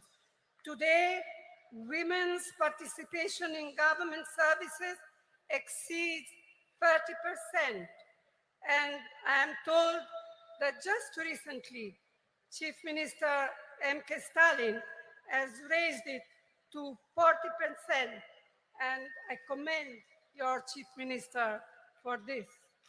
கலைஞர் கருணாநிதி அவர்கள் செய்த முக்கியமான மற்றொரு சீர்திருத்தம் என்னவென்று சொன்னால் அரசு பணிகளிலே பெண்களுக்கான இடஒதுக்கீட்டை செய்தது. அதன் விளைவாக அரசு பணிகளிலே 30 விழுக்காட்டை சார்ந்தவர்கள் பெண்களாக இருந்தார்கள். இன்று நம்முடைய முதலமைச்சர் ஸ்டாலின் அவர்கள் தலைமையிலே செயல்படுகின்ற அரசு அந்த 30 விழுக்காட்டை 40 விழுக்காடாக உயர்த்தி பெண்களை பெருமைப்படுத்தி இருக்கிறது. And it comes at no surprise that through initiatives like the midday meal program, the promotion of women empowerment, and encouragement of female education, Tamil Nadu boasts today of some of the most impressive maternal and infant mortality rates in India. பெண்களுடைய நல்வாழ்வுக்காக தமிழக அரசால் எடுத்துக்கொள்ளப்பட்டிருக்கின்ற பல்வேறு திட்டங்கள், சத்துணவு திட்டங்கள், பெண்களுடைய நல்வாழ்வுக்காக எடுத்துக்கொள்ளப்படுகின்ற மருத்துவ துறையிலே செயல்படுத்தப்படுகின்ற திட்டங்கள், தாய்மார்களுக்காகவும் பால் குடிக்கும் சேய்களுக்காகவும் அரசாங்கம் நிறைவேற்றுகின்ற பல்வேறு திட்டங்கள் மிக சிறப்பாக செயல்படுகின்ற காரணத்தினால்தான் இன்று தமிழ்நாட்டிலே தாய் சேய் இறப்பு விகிதம் இந்தியாவிலேயே மிக குறைந்த நிலையிலே இருப்பதற்கு காரணம் அதுதான். It is unfortunate that many of these efforts and programs to help to empower women have not been reflected at the national level. In fact, instead of mitigating problems faced by women, the last 9 years have seen a sustained effort on part of the Modi government to turn our women purely into symbols, to be counted and appreciated only in their restricted traditional roles in a patriarchal framework.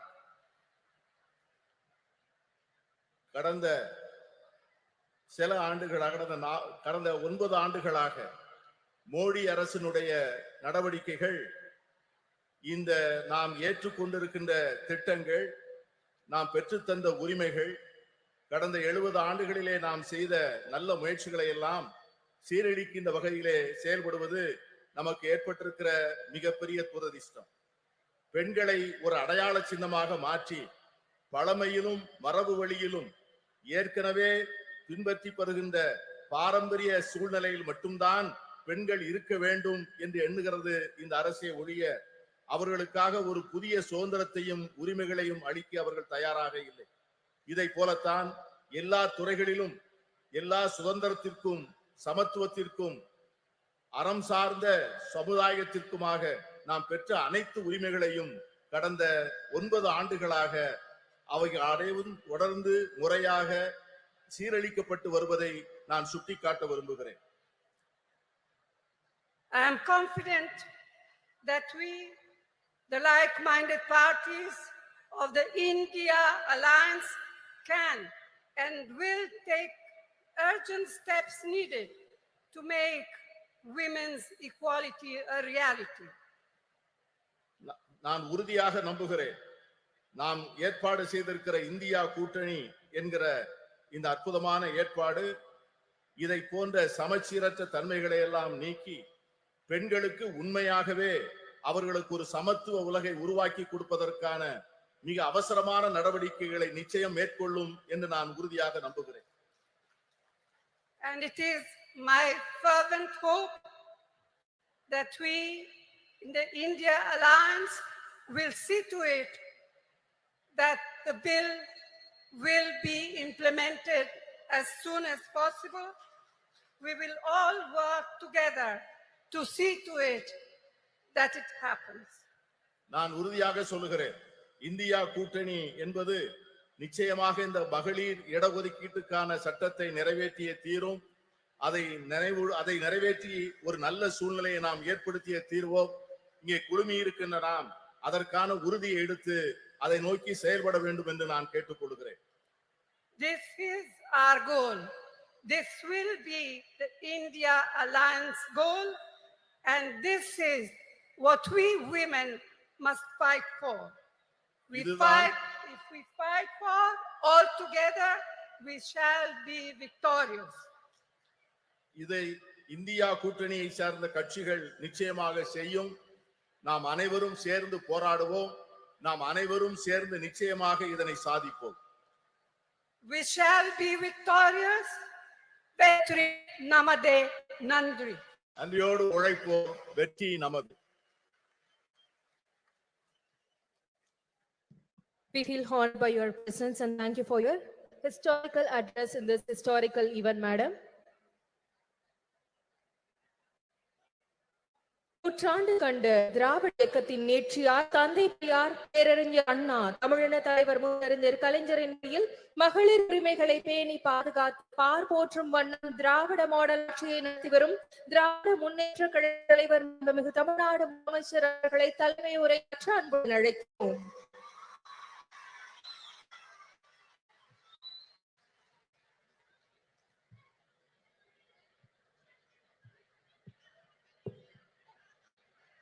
அன்புள்ள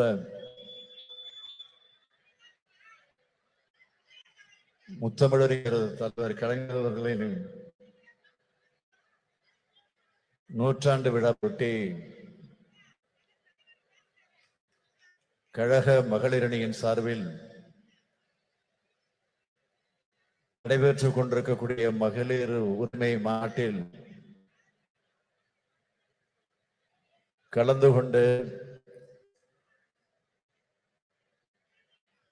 இங்கு எனக்கு முன்னால் உரையாற்றி அமர்ந்திருக்கக்கூடிய காங்கிரஸ் கட்சியினுடைய நாடாளுமன்ற குழுவுடைய தலைவர் பெருமதிப்பிற்குரிய அன்னை சோனியா காந்தி அவர்களே, மாண்புமிகு நீர்வளத்துறை அமைச்சர் அண்ணன் துரைமுருகன் உள்ளிட்ட அமைச்சர் பெருமக்களே, முன்னிலை பொறுப்பை ஏற்று முனைப்பாக இந்த நிகழ்ச்சியை ஏற்பாடு செய்து வெற்றி கண்டிருக்கக்கூடிய கழகத்தினுடைய துணை பொதுச் செயலாளர், நாடாளுமன்ற குழுவினுடைய துணைத் தலைவர் என்னுடைய அருமை தங்கை கனிமொழி அவர்களே,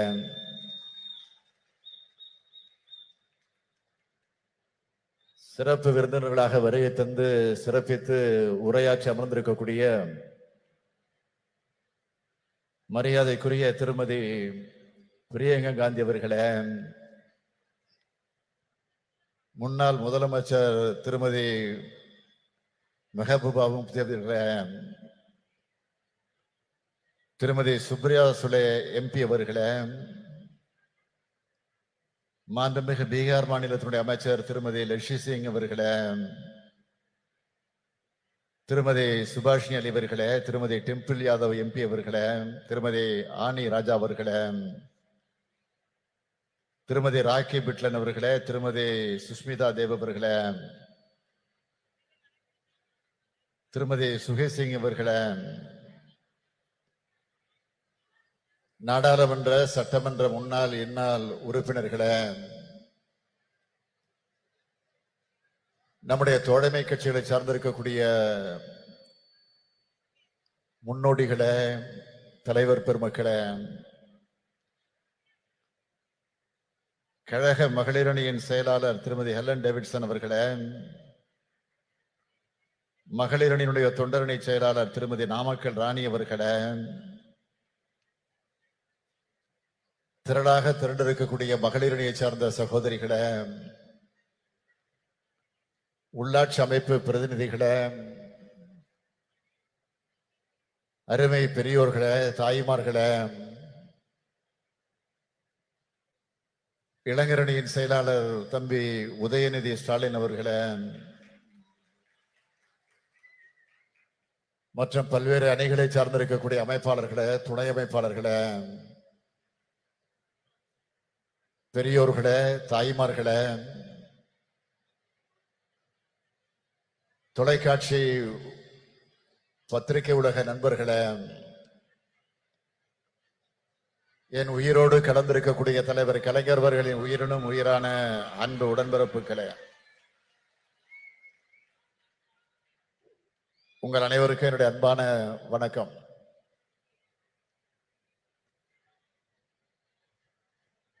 பெண்ணினத்தின் எழுச்சியின் அடையாளமாக இந்த மாநாட்டை ஒரு மாநில மாநாடு போல் ஏற்பாடு செய்து இதை எழுச்சியோடு நடத்தி கொண்டிருக்கிறார் நம்முடைய தங்கை கனிமொழி அவர்கள். அவர் கர்ஜனை மொழியாக, கனல் மொழியாக